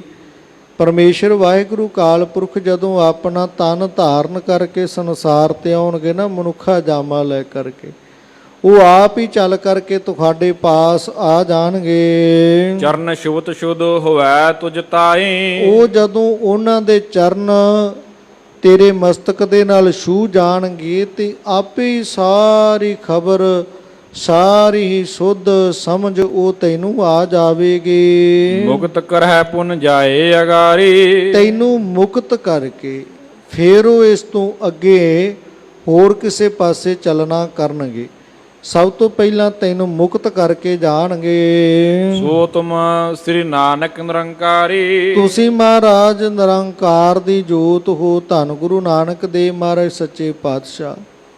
ਇਹ ਜਿਹੜਾ ਸਮਾਂ ਮੇਰੇ ਨਾਲ ਅੱਜ ਹੋ ਰਿਹਾ ਹੈ ਨਾ, ਇਹ ਮੈਨੂੰ ਜਨਕ ਜੀ ਨੇ ਪਹਿਲਾਂ ਹੀ ਦੱਸ ਦੇਣਾ ਕੀਤਾ ਸੀ ਵੀ ਐਵੇਂ ਐਵੇਂ ਹੋਵੇਗਾ, ਇਸ ਤਰ੍ਹਾਂ ਸਾਰੀ ਵਿਧ ਬਣੇਗੀ ਤਾਂ ਤੇਰੀ ਮੁਕਤੀ ਹੋਵੇਗੀ। ਤੇ ਮਹਾਰਾਜ ਉਹ ਸੁਹਾਵੇ ਪਲ, ਸ਼ੋਭਨੀਕ ਘੜੀਆਂ ਆ ਗਈਆਂ ਨੇ। ਆਪ ਜੀ ਕਿਰਪਾਲੂ ਹੋ, ਕਿਰਪਾ ਦੇ ਘਰ ਹੋ, ਨਿਰੰਕਾਰ ਦੀ ਪਰਮੇਸ਼ਰ ਦੀ ਤੁਸੀਂ ਜੋਤ ਹੋ। ਅਬ ਉਧਾਰ ਮੇਰਾ ਕਰ ਦੀਜੈ। ਹੁਣ ਮਹਾਰਾਜ ਮੇਰੇ ਤੇ ਤਰਸ ਕਰਕੇ ਨਾ, ਮੇਰੇ ਤੇ ਕਿਰਪਾ ਕਰਕੇ ਤੇ ਮੇਰਾ ਉਧਾਰ ਗਰੀਬ ਨਵਾਜ ਪਾਤਸ਼ਾਹ ਤੁਸੀਂ ਕਰ ਦੇਣਾ ਕਰੋ। ਸ਼ਰਨ ਸ਼ਰਨ ਮੈਂ ਸ਼ਰਨ ਰਖੀਜੈ। ਮਹਾਰਾਜ ਮੈਂ ਆਪ ਜੀਆਂ ਦੀ ਚਰਨ ਸ਼ਰਨ ਦੇ ਵਿੱਚ ਹਾਜ਼ਰ ਹਾਂ। ਤੁਸੀਂ ਮਹਾਰਾਜ ਮੈਨੂੰ ਸ਼ਰਨ ਆਏ ਨੂੰ ਖੈਰ ਪਾ ਦਿਓ। ਇਹ ਮਹਾਰਾਜ ਤੁਹਾਡੇ ਦਰ ਤੋਂ ਕੋਈ ਖਾਲੀ ਨਹੀਂ ਮੁੜਦਾ। ਤੁਸੀਂ ਕਿਰਪਾ ਕਰੋ ਗਰੀਬ ਨਵਾਜ, ਮੈਨੂੰ ਵੀ ਸ਼ਰਨ ਆਏ ਨੂੰ ਖੈਰ ਜਿਹੜੀ ਝੋਲੀ ਵਿੱਚ ਪਾ ਦਿਓ। ਸ਼ਰਨ ਆਏ ਦੀ ਲਾਜ ਮਹਾਰਾਜ ਤੁਸੀਂ ਕਿਰਪਾ ਕਰਕੇ ਰੱਖ ਲਵੋ। ਇਹ ਕੇ ਬੈਣ ਸੁਨੇ ਗੁਣ ਖਾਨੀ। ਇਸ ਤਰ੍ਹਾਂ ਦੇ ਜਦੋਂ ਬਚਨ ਗੁਣਾਂ ਦੇ ਘਰ ਕਿਰਪਾਲੂ ਸਤਿਗੁਰੂ ਧੰਨ ਗੁਰੂ ਨਾਨਕ ਦੇਵ ਮਹਾਰਾਜ ਸੱਚੇ ਪਾਤਸ਼ਾਹ ਜੀਆਂ ਨੇ ਇਸ ਮਗਰਮੱਛ ਦੇ ਪਾਸੋਂ ਸੁਣੇ ਹਨ। ਬੋਲੇ ਮਧੁਰ ਮ੍ਰਿਦੁਲ ਮੁਖ ਬਾਣੀ। ਅਤੇ ਸਤਿਗੁਰੂ ਪਾਤਸ਼ਾਹ ਜੀ ਆਪਣੇ ਪਾਵਨ ਮੁਖਾਰ ਬਿੰਦ ਤੋਂ ਬਹੁਤ ਹੀ ਰਸਦਾਇਕ ਮਿੱਠੇ ਸ਼ਬਦ ਗਰੀਬ ਨਵਾਜ ਪਾਤਸ਼ਾਹ ਜੀ ਬੋਲੇ ਹਨ। ਅਸ਼ਟਮ ਜਾਮ ਹਾਰ ਬਲ ਤੇਰੇ। ਸਤਿਗੁਰੂ ਜੀ ਕਹਿੰਦੇ ਨੇ ਭਾਈ 8 ਕੁ ਪੈਰ ਹੋਰ ਜਿਹੜੀ ਤੇਰੀ ਉਮਰ ਹੈ ਨਾ, ਅਜੇ ਉਹ ਬਾਕੀ ਹੈ। 8 ਪੈਰ ਤੇਰੀ ਉਮਰ ਜਿਹੜੀ ਉਹ ਬਾਕੀ ਰਹਿੰਦੀ ਹੈ। ਹੁਣ ਛੁੱਟਾ ਚਖ ਦੇਹ ਬਢੇਰੀ। ਫਿਰ ਇਹ ਜਿਹੜਾ ਤੂੰ ਮਗਰਮੱਛ ਵਾਲਾ ਸਰੀਰ ਧਾਰਨ ਕੀਤਾ ਹੈ, ਇਹ ਦੇਹੀ ਤੇਰੀ, ਇਹ ਸਰੀਰ ਮਗਰਮੱਛ ਵਾਲਾ, ਇਹ ਤੇਰਾ ਛੁੱਟ ਜਾਵੇਗਾ। ਵਾਹਿਗੁਰੂ ਸਿਮਰੋ ਤਬ ਤਾਈ। ਅਤੇ ਹੁਣ 8 ਪੈਰ ਦੀ ਜਿੰਨੀ ਜ਼ਿੰਦਗੀ ਆਰਜ਼ੂ ਤੇਰੀ ਰਹਿ ਗਈ ਹੈ ਨਾ, ਤੇ ਮਾਲਕ ਦਾ ਵਾਹਿਗੁਰੂ ਪਰਮੇਸ਼ਰ ਦਾ ਨਾਮ ਜਪਣਾ ਕਰ। ਵਾਹਿਗੁਰੂ ਵਾਹਿਗੁਰੂ ਜਿਹੜਾ ਹੈ ਉਹਦਾ ਉਚਾਰਨ ਕਰ, ਤੇਰਾ ਭਲਾ ਹੋ ਜਾਵੇਗਾ। ਮੁਖ ਤੋਂ ਵਾਹਿਗੁਰੂ ਵਾਹਿਗੁਰੂ ਨੂੰ ਜਪਣਾ ਕਰ। ਤੇਰੀ ਗਤ ਕਰ ਹੈ ਹਮ ਜਾਈ। ਅਤੇ ਤੇਰੀ ਗਤੀ ਕਰਕੇ ਤੈਨੂੰ ਮੁਕਤ ਕਰਕੇ ਫਿਰ ਇਸ ਤੋਂ ਅੱਗੇ ਅਸੀਂ ਚੱਲ ਕਰਕੇ ਜਾਵਾਂਗੇ। ਅਸ਼ਟ ਪਹਿਰ ਤਿਨ ਕੀਏ ਜਬ ਜਾਪੂ। ਜਦੋਂ ਫਿਰ ਇਸ ਤਰ੍ਹਾਂ ਭਾਈ ਬਾਲਾ ਜੀ ਕਹਿੰਦੇ ਨੇ ਸਤਿਗੁਰੂ ਗਰੀਬ ਨਵਾਜ ਪਾਤਸ਼ਾਹ ਜੀਆਂ ਦਾ ਹੁਕਮ ਪਾ ਕਰਕੇ ਤੇ 8 ਪੈਰ ਇਸ ਮਗਰਮੱਛ ਨੇ ਜਾਪ ਕੀਤਾ ਹੈ, ਵਾਹਿਗੁਰੂ ਮੰਤਰ ਨੂੰ ਜਪਦਾ ਰਿਹਾ। ਛੂਟਿਓ ਬਹੁਰ ਦੀਨ ਜੋ ਸਰਾਪੂ। ਅਤੇ ਜਿਹੜਾ ਜਨਕ ਰਾਜੇ ਨੇ ਸ਼ਰਾਪ ਦਿੱਤਾ ਸੀ ਨਾ ਕਿ ਜਲ ਦੇ ਵਿੱਚ ਬੜੇ ਵੱਡੇ ਜੀਵ ਜੰਤੂ ਰਹਿੰਦੇ ਆ, ਜੇ ਜਲ ਦਾ ਪਿਆਰ ਹੈ ਤੇ ਵੱਡਾ ਸਰੀਰ ਧਾਰੇਗਾ, ਉਹ ਜਿਹੜਾ ਸ਼ਰਾਪ ਸੀ, ਜਿਹੜਾ ਉਹ ਬਚਨ ਸੀ, ਉਹ ਫਿਰ ਹੁਣ ਉਹ ਸਾਰਾ ਖਤਮ ਹੋ ਗਿਆ। ਧੰਨ ਸਤਿਗੁਰੂ ਗੁਰੂ ਨਾਨਕ ਦੇਵ ਮਹਾਰਾਜ ਸੱਚੇ ਪਾਤਸ਼ਾਹ ਜੀਆਂ ਨੇ ਕਿਰਪਾ ਕਰ ਦਿੱਤੀ ਝਾਕ ਤਨ ਤਜ ਕੈ ਸੋ ਤਿਹ ਕਾਲਾ। ਅਤੇ ਉਸ ਸਮੇਂ ਆਪਣਾ ਇਹ ਮਗਰਮੱਛ ਦਾ ਜਿਹੜਾ ਸਰੀਰ ਸੀ ਉਹਨੂੰ ਛੱਡ ਕਰਕੇ ਭਇਓ ਚਤੁਰਭੁਜ ਰੂਪ ਬਿਸਾਲਾ। ਫਿਰ ਚਾਰ ਬਾਹਾਂ ਵਾਲਾ ਰੂਪ ਧਾਰਨ ਕਰਕੇ ਸਰੂਪ ਆਪਣਾ ਧਾਰਨੇ ਨੇ ਕੀਤਾ ਕੁੰਡਲ ਕਰਨ ਬਰਨ ਜੇ ਸਿਆਮੂ। ਅਤੇ ਬੜੇ ਸੋਹਣੇ ਸੋਹਣੇ ਦੇ ਮੁਖ ਤੇ ਇਹਦੇ ਵਾਲਾਂ ਦੇ ਕੁੰਡਲ ਬਣੇ ਨੇ ਅਤੇ ਬਹੁਤ ਜ਼ਿਆਦਾ ਇਹਦਾ ਜਿਹੜਾ ਤੇਜ ਪ੍ਰਤਾਪ ਹੈ। ਰੰਗ ਜਿਹੜਾ ਇਹਦੇ ਚਿਹਰੇ ਦਾ ਉਹ ਕਾਲਾ ਹੈ। ਸੁੰਦਰ ਦੇਹ ਦੁਤੀਏ ਜਨ ਕਾਮੂ। ਅਤੇ ਇਸ ਤਰ੍ਹਾਂ ਮਾਨੋ ਕਿ ਦੂਜਾ ਹੀ ਕਾਮਦੇਵ ਨੇ ਆਪਣਾ ਜਿਸ ਤਰ੍ਹਾਂ ਰੂਪ ਧਾਰਨ ਕਰ ਲਿਆ ਹੋਵੇ। ਉਸਤਤ ਕਰ ਬੈਕੁੰਠ ਸੁਧਾਰਿਓ। ਇਸ ਤਰ੍ਹਾਂ ਉਸਤਤ ਕਰਦਿਆਂ ਕਰਦਿਆਂ ਧੰਨ ਗੁਰੂ ਨਾਨਕ ਦੇਵ ਮਹਾਰਾਜ ਸੱਚੇ ਪਾਤਸ਼ਾਹ ਜੀਆਂ ਦੀ ਤੇ ਇਹ ਬੈਕੁੰਠ ਨੂੰ ਸੱਚਖੰਡ ਧਾਮ ਨੂੰ ਚਲਾ ਗਿਆ। ਜੈ ਜੈ ਸਤਿਗੁਰ ਬਚਨ ਉਚਾਰਿਓ। ਅਤੇ ਜਾ ਕਰਕੇ ਵੀ ਆਪਣਾ ਮੁਕਤੀ ਕਰਾ ਕੇ ਆਪਣੇ ਆਪ ਨੂੰ ਮੁਕਤ ਕਰਾ ਕਰਕੇ ਤੇ ਸਤਿਗੁਰੂ ਧੰਨ ਗੁਰੂ ਨਾਨਕ ਦੇਵ ਮਹਾਰਾਜ ਸੱਚੇ ਪਾਤਸ਼ਾਹ ਜੀਆਂ ਦੀ ਇਹ ਜੈ ਜੈਕਾਰ ਕਰਦਾ ਗਿਆ। ਗੁਣ ਗਮਨੇ ਬੇਦੀ ਕੁਲ ਦੀਪਾ। ਫਿਰ ਇਸ ਮਗਰਮੱਛ ਦਾ ਉਧਾਰ ਕਰਕੇ ਗਰੀਬ ਨਵਾਜ ਸਤਿਗੁਰੂ ਧੰਨ ਗੁਰੂ ਨਾਨਕ ਦੇਵ ਮਹਾਰਾਜ ਸੱਚੇ ਪਾਤਸ਼ਾਹ ਜੀ ਅੱਗੇ ਚੱਲੇ ਖਾਨ। ਪਹੁੰਚੇ ਲੰਕਾ ਕੇਰ ਸਮੀਪਾ। ਅਤੇ ਚਲਦਿਆਂ ਚਲਦਿਆਂ ਫਿਰ ਜਿੱਥੇ ਲੰਕਾ ਹੈ ਉਹਦੇ ਨੇੜੇ ਪਹੁੰਚ ਗਏ ਖਾਨ। ਫਿਰਤ ਬ੍ਰਿੰਦ ਜੈ ਤਹ ਦੀਰਘ ਦਾਨੋ। ਅਤੇ ਜਦੋਂ ਸਤਿਗੁਰੂ ਜੀ ਲੰਕਾ ਦੇ ਲਾਗੇ ਪਹੁੰਚੇ ਸਾਰਾ ਜਲ ਦਾ ਰਸਤਾ ਸਫ਼ਰ ਇਹਨੂੰ ਤੈਅ ਕਰਕੇ ਤੇ ਉੱਥੇ ਪਹੁੰਚੇ ਨੇ ਜਾ ਕਰਕੇ ਵੇਖਿਆ ਵੀ ਬੜੇ ਵੱਡੇ ਵੱਡੇ ਦੈਂਤ ਬੜਾ ਵੱਡਾ ਜਿਨ੍ਹਾਂ ਦੇ ਸਰੀਰ ਦਾ ਆਕਾਰ ਹੈ ਉਹ ਲੰਕਾ ਦੇ ਵਿੱਚ ਤੁਰਦੇ ਫਿਰਦੇ ਇਸ ਤਰ੍ਹਾਂ ਤੱਕੇ ਖਾਨ। ਗਿਰ ਕੱਜਲ ਕੇ ਵਿਚਰਤ ਮਾਨੋ। ਉਹਨਾਂ ਦੈਂਤਾਂ ਦੇ ਸਰੀਰਾਂ ਦਾ ਰੰਗ ਕਾਲਾ ਹੈ। ਇਉਂ ਜਾਪੋ ਇੰਨੇ ਵੱਡੇ ਉਹਨਾਂ ਦੇ ਸਰੀਰਾਂ ਦੇ ਆਕਾਰ ਜਿਵੇਂ ਸੁਰਮੇ ਦੇ ਕਾਲੇ ਸ਼ਾਹ ਕਾਲੇ ਪਹਾੜ ਹੋਣ। ਤਿਨਹਿ ਬਿਲੋਕ ਡਰਿਓ ਮਰਦਾਨਾ। ਉਹਨਾਂ ਦੇ ਐਸੇ ਰੂਪ ਵੇਖ ਕਰਕੇ ਨਾ ਤੇ ਭਾਈ ਮਰਦਾਨਾ ਜੀ ਤਾਂ ਘਬਰਾ ਹੀ ਗਏ। ਕਹਿਣ ਲੱਗੇ ਮਹਾਰਾਜ ਇਹਨਾਂ ਦੇ ਤਾਂ ਸਰੀਰ ਕਿੰਨੇ ਵੱਡੇ ਨੇ, ਕਿਹੋ ਜਿਹਾ ਇਹਨਾਂ ਦਾ ਰੂਪ ਰੰਗ ਹੈ, ਇਹ ਕਿਹੜੀ ਜਗ੍ਹਾ ਤੇ ਪਾਤਸ਼ਾਹ ਲੈ ਆਏ ਹੋ। ਹੋਏ ਧੀਰਜ ਬਚਨ ਬਖਾਨਾ। ਇਸ ਤਰ੍ਹਾਂ ਫਿਰ ਧੀਰਜ ਤੋਂ ਰਹਿਤ ਹੋ ਕਰਕੇ ਤੇ ਸਤਿਗੁਰਾਂ ਦੇ ਚਰਨਾਂ ਦੇ ਵਿੱਚ ਭਾਈ ਮਰਦਾਨਾ ਜੀ ਬਚਨ ਕਰਦੇ ਨੇ, ਬੇਨਤੀ ਕਰਦੇ ਖਾਨ। ਰਾਖਸ਼ ਗਹਿ ਆਨ ਹਮਤਾਈ। ਇਹ ਮਹਾਰਾਜ ਸੱਚੇ ਪਾਤਸ਼ਾਹ ਇਹ ਕਿਹੜਾ ਇਲਾਕਾ ਹੈ, ਕਿੱਥੇ ਲੈ ਆਏ ਹੋ। ਇਹਨਾਂ ਦੇ ਤਾਂ ਰੂਪ ਰੰਗ ਵੇਖ ਕਰਕੇ ਬੜਾ ਡਰ ਆਉਂਦਾ ਹੈ। ਰਾਖਸ਼ਾਂ ਵਰਗੇ ਜਾਪਦੇ ਨੇ। ਇਹ ਇਉਂ ਜਾਪਦਾ ਵੀ ਇੱਥੋਂ ਹੁਣ ਬਚ ਕੇ ਨਹੀਂ ਜਾਊਂਗਾ। ਭਖਿਆਨ ਕਰੈ ਨ ਬਿਲਮ ਲਗਾਈ। ਜਿੰਨੇ ਵੱਡੇ ਇਹਨਾਂ ਦੈਂਤਾਂ ਦੇ ਸਰੀਰ ਨੇ ਨਾ ਇਹ ਮੈਨੂੰ ਜਾਪਦਾ ਹੈ ਵੀ ਸਾਨੂੰ ਇੱਕ ਬੁਰਕੀ ਦੇ ਨਾਲ ਹੀ ਅੰਦਰ ਲੰਘਾ ਜਾਣਗੇ। ਇਹ ਦੇਰੀ ਨਹੀਂ ਲਾਉਣਗੇ ਸਾਨੂੰ ਮਾਰਨ ਲੱਗਿਆ। ਇਹ ਸਮੀਪ ਨਹਿ ਚਲੋ ਗੁਸਾਈ। ਇਹ ਮਹਾਰਾਜ ਕਿਰਪਾਲੂ ਸਤਿਗੁਰੂ ਜੀ ਆਪਾਂ ਇਹਨਾਂ ਦੇ ਨੇੜੇ ਨਹੀਂ ਜਾਣਾ, ਇਹਨਾਂ ਦੇ ਇਲਾਕੇ ਦੇ ਵਿੱਚ ਆਪਾਂ ਨਹੀਂ ਜਾਣਾ। ਜਿੱਥੇ ਤੁਸੀਂ ਸਾਨੂੰ ਲੈ ਆਏ ਹੋ ਬੜਾ ਖਤਰਨਾਕ ਥਾਂ ਹੈ, ਆਪਾਂ ਇਹਨਾਂ ਦੇ ਕੋਲ ਨਹੀਂ ਜਾਣਾ। ਦੈਂਤਾਂ ਦੇ ਇੱਥੋਂ ਪਿੱਛੇ ਮੁੜ ਜਾਈਏ। ਇਨ ਅਖਰ ਸਥਾਨ ਵਿਲੋਕ ਹੋ ਜਾਏ। ਅਤੇ ਗਰੀਬ ਨਵਾਜ ਸਤਿਗੁਰੂ ਜੀ ਹੋਰ ਕਿਸੇ ਥਾਂ ਤੇ ਲੈ ਕਰਕੇ ਸਾਨੂੰ ਚਲੇ ਜਾਓ, ਹੋਰ ਕੋਈ ਜਗ੍ਹਾ ਅਸੀਂ ਵੇਖ ਲਵਾਂਗੇ। ਸੁਣ ਕੇ ਬੋਲੇ ਪਰਮ ਪੁਨੀਤਾ। ਧੰਨ ਸਤਿਗੁਰੂ ਗੁਰੂ ਨਾਨਕ ਦੇਵ ਮਹਾਰਾਜ ਸੱਚੇ ਪਾਤਸ਼ਾਹ ਸਾਡੇ ਜੀਵਾਂ ਦੇ ਤਾਈਂ ਉਪਦੇਸ਼ ਦੇਣ ਵਾਸਤੇ ਨਾ ਸਤਿਗੁਰੂ ਜੀ ਸਾਨੂੰ ਸਮਝਾਉਣ ਦੇ ਵਾਸਤੇ ਤੇ ਭਾਈ ਮਰਦਾਨਾ ਜੀ ਤੇ ਮਾਇਆ ਦਾ ਜਾਲ ਪਾ ਦਿੰਦੇ ਸਨ। ਤੇ ਪਰਮ ਕਿਰਪਾਲੂ ਸਤਿਗੁਰੂ ਧੰਨ ਗੁਰੂ ਨਾਨਕ ਦੇਵ ਮਹਾਰਾਜ ਸੱਚੇ ਪਾਤਸ਼ਾਹ ਜੀ ਆਪਣੇ ਪਾਵਨ ਮੁਖ ਤੋਂ ਬਚਨ ਕਰਦੇ ਨੇ। ਇਸ ਤਰ੍ਹਾਂ ਮਰਦਾਨੇ ਦੇ ਬਚਨ ਸੁਣ ਕਰਕੇ ਪੜਤ ਸੁਨਤ ਰਹਤਾ ਤੂੰ ਨੀਤਾ। ਭਾਈ ਮਰਦਾਨਾ ਜੀ ਤੁਸੀਂ ਬੜੇ ਸੂਝਵਾਨ ਹੋ, ਸਾਡੇ ਕੋਲ ਰਹਿੰਦੇ ਹੋ, ਪੜ੍ਹਦੇ ਵੀ ਰਹਿੰਦੇ ਹੋ, ਸਾਡੇ ਪਾਸੋਂ ਪਰਮੇਸ਼ਰ ਦੇ ਨਾਮ ਦੀ ਮਹਿਮਾ ਸੁਣਦੇ ਵੀ ਰਹਿੰਦੇ ਹੋ, ਪਰਮੇਸ਼ਰ ਦਾ ਨਾਮ ਪੜ੍ਹਦੇ ਜਪਦੇ ਵੀ ਰਹਿੰਦੇ ਹੋ, ਹਿਰਦੈ ਵਿਚਾਰ ਏਕ ਨਹਿ ਆਯੂ। ਪਰ ਤੁਸੀਂ ਆਪਣੇ ਹਿਰਦੇ ਦੇ ਅੰਦਰ ਪਰਮੇਸ਼ਰ ਦੇ ਨਾਮ ਨੂੰ ਵਿਚਾਰ ਕੇ ਤਾਂ ਵੇਖੋ, ਉਸ ਵਾਹਿਗੁਰੂ ਪਰਮੇਸ਼ਰ ਦੇ ਨਾਮ ਦੀ ਕਿੱਡੀ ਵੱਡੀ ਮਹਿਮਾ ਹੈ। ਜਿਵੇਂ ਸਾਡਾ ਸੁਭਾਅ ਹੈ ਨਾ, ਅਸੀਂ ਪੜ੍ਹਦੇ ਵੀ ਹਾਂ, ਸੁਣਦੇ ਵੀ ਹਾਂ, ਪਰ ਮਨ ਦੀ ਬਿਰਤੀ ਜਿਹੜੀ ਜਿਉਂ ਦੀ ਤਿਉਂ ਉੱਥੇ ਦੀ ਉੱਥੇ ਸੂਈ ਟਿਕੀ ਹੋਈ ਹੈ। ਕਹਿਣ ਨੂੰ ਕਹਿੰਦੇ ਆ ਵੀ ਇੰਨੇ ਪਾਠ ਕਰ ਲਏ, ਇੰਨਾ ਜਪ ਤਪ ਕਰ ਲਿਆ, ਇੰਨੀ ਕਥਾ ਸੁਣ ਲਈ, ਇੰਨਾ ਕੀਰਤਨ ਸੁਣ ਲਿਆ, ਪਰ ਜਿਹੜਾ ਅੰਦਰ ਹੈ ਨਾ, ਉਹ ਪੱਥਰ ਦੀ ਤਰ੍ਹਾਂ ਉੱਥੇ ਟਿਕਿਆ ਹੋਇਆ ਸਖਤ ਸੁਭਾਅ ਧਾਰਨ ਕੀਤਾ ਵੀ ਆਪਣੇ ਔਗਣ ਉਹ ਨਹੀਂ ਤਿਆਗਣੇ, ਉਹ ਨਹੀਂ ਛੱਡਣੇ, ਪੜ੍ਹਦੇ ਜ਼ਰੂਰ, ਸੁਣਦੇ ਜ਼ਰੂਰ ਆ। ਤੇ ਭਾਈ ਮਰਦਾਨਾ ਜੀ ਨੂੰ ਸਾਹਿਬ ਕਹਿੰਦੇ ਤੁਸੀਂ ਪੜ੍ਹਦੇ ਵੀ ਹੋ, ਸੁਣਦੇ ਵੀ ਹੋ, ਪਰ ਮਨ ਦੇ ਵਿੱਚ ਵਿਚਾਰ ਕਰਨਾ ਕਰੋ ਪਰਮੇਸ਼ਰ ਦੇ ਨਾਮ ਦੇ। ਮਹਾ ਮੋਹ ਮੈਂ ਮਨ ਬਿਰਮਾਇਓ। ਇਹ ਤੁਸੀਂ ਕਿਵੇਂ ਆਪਣੇ ਮਨ ਨੂੰ ਮੋਹ ਦੇ ਵਿੱਚ ਫਸਾਇਆ ਹੋਇਆ, ਕਿਵੇਂ ਮੋਹ ਮਮਤਾ ਦਾ ਜਾਲ ਤੁਹਾਡੇ ਤੇ ਪਿਆ ਹੋਇਆ ਹੈ। ਇਹ ਕੀ ਕਹਿ ਰਹੇ ਹੋ, ਕਿਹੜੇ ਬਚਨ ਕਹਿ ਰਹੇ ਹੋ ਭਾਈ ਮਰਦਾਨਾ ਜੀ? ਤੁਸੀਂ ਕਿਉਂ ਇੰਨਾ ਮੋਹ ਦੇ ਵਿੱਚ ਗਰਸੇ ਹੋਏ ਹੋ? ਸੋ ਇਸ ਤਰ੍ਹਾਂ ਸਤਿਗੁਰੂ ਜੀ ਬਚਨ ਕਰਦੇ ਹਨ। ਲਗਾ ਭੂਤ ਤੁਝ ਤਨ ਅਭਿਮਾਨਾ।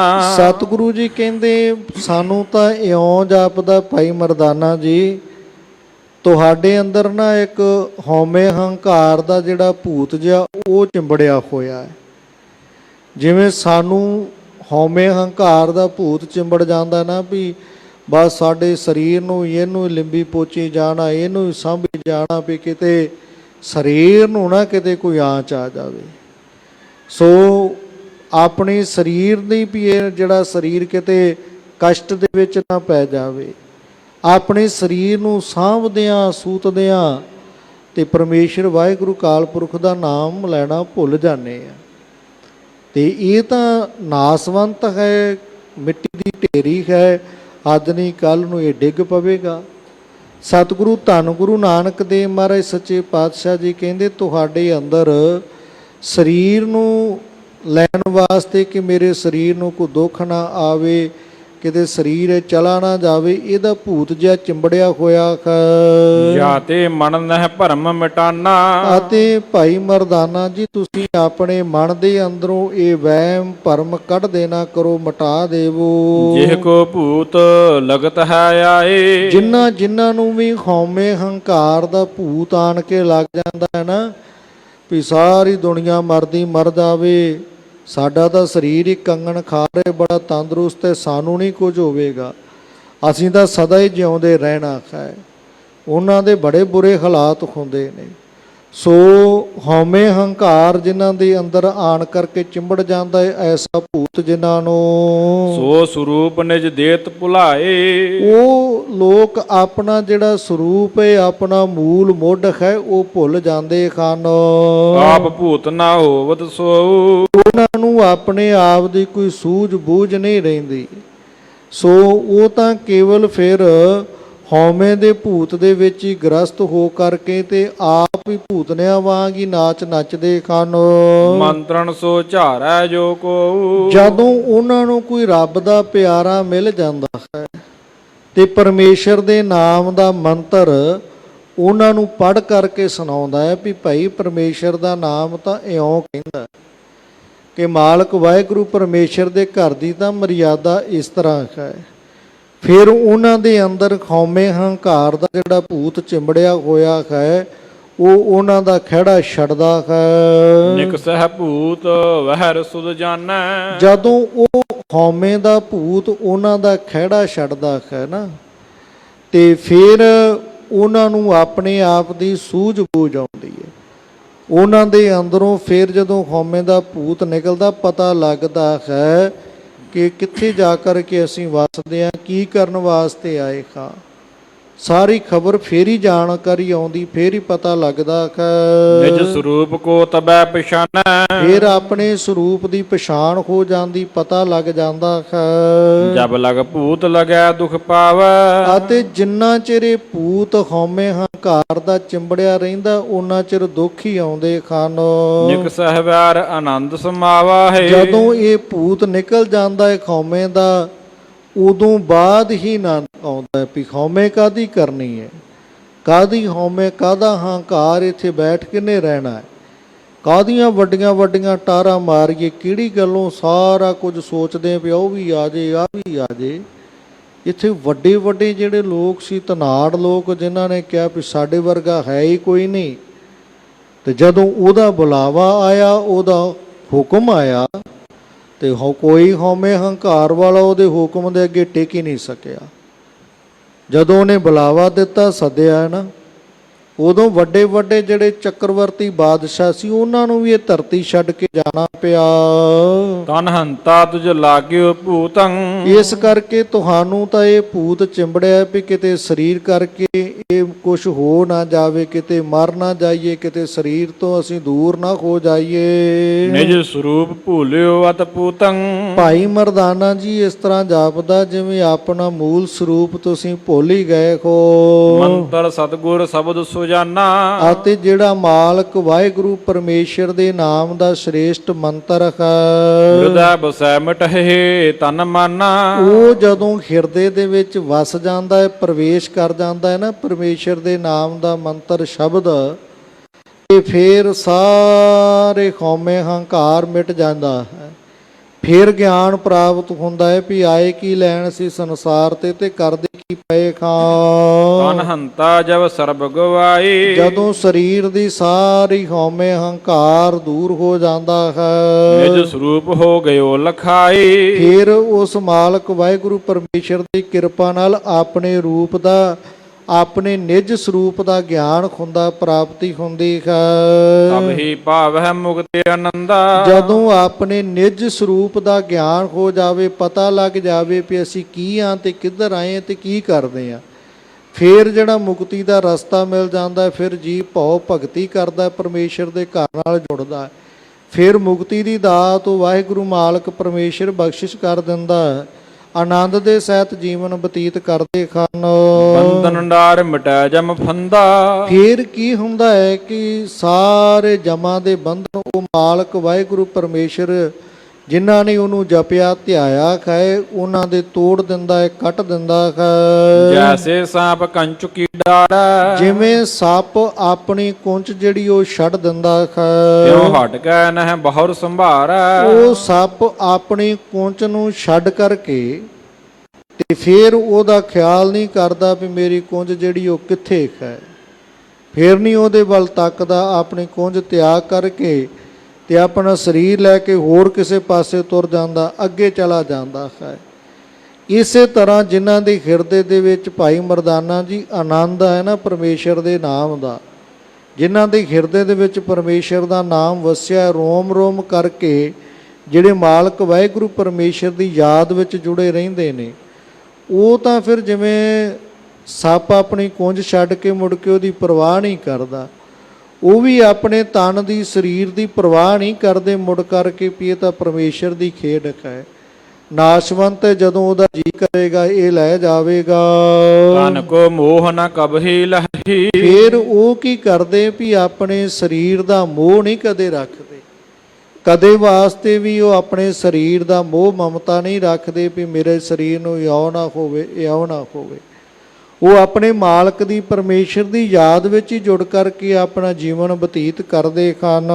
ਮ੍ਰਿਤੂ ਕਦਮ ਜੀਵਤ ਬਹੁ ਰਹੀ। ਉਹਨਾਂ ਨੂੰ ਜੇ ਕੋਈ ਕਵੇ ਵੀ ਨਾ ਰੱਬ ਦੇ ਪਿਆਰਿਆਂ ਨੂੰ ਵੀ ਇਹ ਤੁਹਾਡਾ ਤਨ ਸਰੀਰ ਕੋ ਢਿੱਲਾ ਮੱਠਾ, ਇਹਦਾ ਇਲਾਜ ਕਰਾ ਲਵੋ, ਉਹ ਕਹਿਣ ਲੱਗੇ ਵੀ ਇਹ ਤਾਂ ਵਸਤੂ ਪਰਮੇਸ਼ਰ ਦੀ ਹੈ, ਇਹ ਤਾਂ ਜਦੋਂ ਉਹਨੂੰ ਭਾਉਂਦਾ ਹੋਇਆ ਉਦੋਂ ਲੈ ਜਾਵੇਗਾ, ਜਦੋਂ ਉਹਨੂੰ ਭਾਇਆ ਉਦੋਂ ਸੰਸਾਰ ਤੇ ਲੈ ਆਵੇਗਾ। ਇਹ ਤਾਂ ਉਹ ਪਰਮੇਸ਼ਰ ਦੀ ਵਸਤੂ ਹੈ, ਇਹ ਸਰੀਰ ਜਿਹੜਾ ਹੈ ਮਾਲਕ ਵਾਹਿਗੁਰੂ ਪਰਮੇਸ਼ਰ ਦੀ ਦੇਣ ਹੈ। ਨਾਸ਼ਵੰਤ ਨਿਤ ਲਖੈ ਸਰੀਰਾ। ਇਹ ਸਰੀਰ ਤਾਂ ਨਾਸਵੰਤ ਹੈ, ਅੱਜ ਨਹੀਂ ਕੱਲ 2-4 ਦਿਨਾਂ ਦੀ ਖੇਡ ਹੈ। ਜਦੋਂ ਉਹਦਾ ਹੁਕਮ ਆਇਆ, ਇਹ ਸਰੀਰ ਜਿਹੜਾ ਛੱਡ ਕਰਕੇ ਤੁਰਨਾ ਹੀ ਪੈਣਾ, ਚੱਲਣਾ ਹੀ ਪੈਣਾ ਹੈ। ਨਹੀਂ ਕਦਾਚਿਤ ਮਨ ਪੀਰਾ, ਇਸ ਸਰੀਰ ਦੀ ਕਦੇ ਰੱਬ ਦੇ ਪਿਆਰੇ ਪ੍ਰਵਾਹ ਨਹੀਂ ਕਰਦੇ, ਕਦੇ ਵੀ ਉਹਦੀ ਪੀੜਾ ਨਹੀਂ ਮੰਨਦੇ ਵੀ ਇਹ ਸਰੀਰ ਨੂੰ ਆ ਦੁੱਖ ਆ ਗਿਆ ਤੇ ਕਿਉਂ ਆ ਗਿਆ। ਸੋ ਸਾਡਾ ਤਾਂ ਸੁਭਾਅ ਹੈ ਗੁਰਦੁਆਰੇ ਰੋਜ਼ ਜਾਈਏ, ਨਿਤਨੇਮ ਦੇ ਧਾਰਨੀ ਹੋਈਏ, ਬਾਣੀ ਪੜ੍ਹਦੇ ਹੋਈਏ, ਸਿਮਰਨ ਕਰਦੇ ਹੋਈਏ, ਜਪ ਤਪ ਕਰਦੇ ਹੋਈਏ। ਕਿਤੇ ਇਹੋ ਜਿਹੇ ਵੀ ਕਈ ਜਿਹੜੇ ਲੋਕ ਨੇ ਉਹ ਆਣ ਕਰਕੇ ਮਿਲ ਪੈਂਦੇ ਵੀ ਇੰਨਾ ਸਿਮਰਨ ਕਰਦੇ ਆ ਜੀ, ਇੰਨੀ ਬੰਦਗੀ, ਪਰ ਇੰਨਾ ਕਸ਼ਟ ਬੜਾ ਹੈ। ਆਪਣਾ ਜਪ ਤਪ ਆਪਣਾ ਸਿਮਰਨ ਅਭਿਆਸ ਗਨਾ ਕਰਕੇ ਨਾ ਤੇ ਮੁੜ ਕੇ ਕਹਿਣਗੇ ਜੀ ਆ ਦੁੱਖ ਬਹੁਤ ਹੈ, ਆ ਕਲੇਸ਼ ਬਹੁਤ ਹੈ। ਪਰ ਜਿਨ੍ਹਾਂ ਦੇ ਹਿਰਦੇ 'ਚ ਪਰਮੇਸ਼ਰ ਨੇ ਹਿਰਦੇ ਦੀ ਸੇਜ ਤੇ ਵਾਸਾ ਕੀਤਾ ਹੈ ਨਾ, ਉਹ ਕਦਾਚਿਤ ਵੀ ਕਦੇ ਵਾਸਤੇ ਵੀ ਸਰੀਰ ਦੇ ਦੁੱਖਾਂ ਨੂੰ, ਕਸ਼ਟਾਂ ਨੂੰ ਉਹ ਕਦੇ ਵੀ ਕੁਝ ਵੀ ਨਹੀਂ ਸਮਝਦੇ ਵੀ ਇਹ ਤਾਂ ਮਾਲਕ ਦੀ ਰਜ਼ਾ, ਉਹਦਾ ਹੁਕਮ ਹੀ ਹੈ, ਜੋ ਉਹਨੂੰ ਭਾਉਂਦਾ ਹੈ ਉਹ ਹੋਣਾ ਹੀ ਹੈ। ਉਹ ਕਦੇ ਇਹਨਾਂ ਸਰੀਰਾਂ ਦੇ ਦੁੱਖਾਂ ਤਕਲੀਫਾਂ ਨੂੰ, ਇਹਨਾਂ ਪੀੜਾਂ ਨੂੰ ਕਦੇ ਵੀ ਚਿਤਾਰਦੇ ਨਹੀਂ, ਯਾਦ ਨਹੀਂ ਕਰਦੇ। ਉਹ ਕਹਿੰਦੇ ਮਨ ਕਰਕੇ ਸੁਰਤ ਪਰਮੇਸ਼ਰ ਦੇ ਨਾਲ ਜੁੜੀ ਰਵੇ ਤੇ ਇਹ ਸਰੀਰ ਦਾ ਕੀ ਹੈ, ਇਹ ਤਾਂ ਨਾਸਵੰਤ ਹੈ, ਇੱਕ ਦਿਨ ਤੁਰ ਜਾਵੇਗਾ, ਇਹਨੇ ਤੁਰਨਾ ਹੀ ਹੈ। ਇਸ ਤਰ੍ਹਾਂ ਸਤਿਗੁਰੂ ਧੰਨ ਗੁਰੂ ਨਾਨਕ ਦੇਵ ਪਰਮ ਕਿਰਪਾਲੂ ਗਰੀਬ ਨਵਾਜ ਪਾਤਸ਼ਾਹ ਭਾਵੇਂ ਭਾਈ ਮਰਦਾਨਾ ਜੀ ਨਾਲ ਬਚਨ ਕਰਦੇ ਨੇ, ਪਰ ਉਪਦੇਸ਼ ਸਾਰਿਆਂ ਦੇ ਪਰਥਾਏ ਦਿੱਤਾ ਵੀ ਭਾਈ ਪਰਮੇਸ਼ਰ ਦਾ ਨਾਮ ਜਪੀਏ, ਮਨ ਚਿੱਤ ਬਿਰਤੀਆਂ ਨੂੰ ਜੋੜ ਕਰਕੇ ਮਾਲਕ ਵਾਹਿਗੁਰੂ ਪਰਮੇਸ਼ਰ ਦੇ ਨਾਲ ਫਿਰ ਜਪਣਾ ਚਾਹੀਦਾ। ਉਹ ਪਰਮੇਸ਼ਰ ਦੀ ਭਾਵ ਭਗਤੀ ਕਰਨ ਵਾਲੇ ਸਦਾ ਚਿੱਤ ਸੁਖ ਆਨੰਦ ਦੇ ਵਿੱਚ ਹੀ ਰਹਿੰਦੇ ਨੇ, ਸਦੀਵ ਕਾਲ ਦੇ ਸੁਖ ਉਹ ਮਾਣਦੇ ਨੇ ਮਾਲਕ ਵਾਹਿਗੁਰੂ ਪਰਮੇਸ਼ਰ ਦੀ ਕਿਰਪਾ ਦੇ ਨਾਲ। ਇਸ ਤੋਂ ਅੱਗੇ ਆਪਾਂ ਸਤਿਗੁਰਾਂ ਦੀ ਕਿਰਪਾ ਦੇ ਨਾਲ ਕੱਲ੍ਹ ਨੂੰ ਅਗਲੇਰਾ ਇਤਿਹਾਸ ਸਰਵਣ ਕਰਾਂਗੇ। ਗਰੀਬ ਨਵਾਜ ਪਾਤਸ਼ਾਹ ਜੀਆਂ ਦੇ ਪਾਵਨ ਅਗਾਧ ਬੋਧ ਇਤਿਹਾਸ ਦੀ ਵਿਚਾਰ ਕਰਦਿਆਂ ਹੋਈਆਂ ਭੁੱਲਾਂ ਚੁੱਕਾਂ ਦੀ ਖਿਮਾ ਗੁਰੂ ਸਾਹਿਬਾਨ ਗੁਰੂ ਕੀ ਸੰਗਤ ਬਖਸ਼ਿੰਦ ਹੋ ਬਖਸ਼ ਲੈਣਾ, ਅਗਾਹਾਂ ਤੋਂ ਸਮਤ ਪ੍ਰਦਾਨ ਕਰਨੀ ਜੀ। ਨਾਸ਼ਵੰਤ ਨਿਤ ਲਖੈ ਸਰੀਰਾ, ਨਹੀਂ ਕਦਾਚਿਤ ਮਨ ਪੀਰਾ। ਵਾਹਿਗੁਰੂ ਜੀ ਕਾ ਖਾਲਸਾ, ਵਾਹਿਗੁਰੂ ਜੀ ਕੀ ਫਤਿਹ।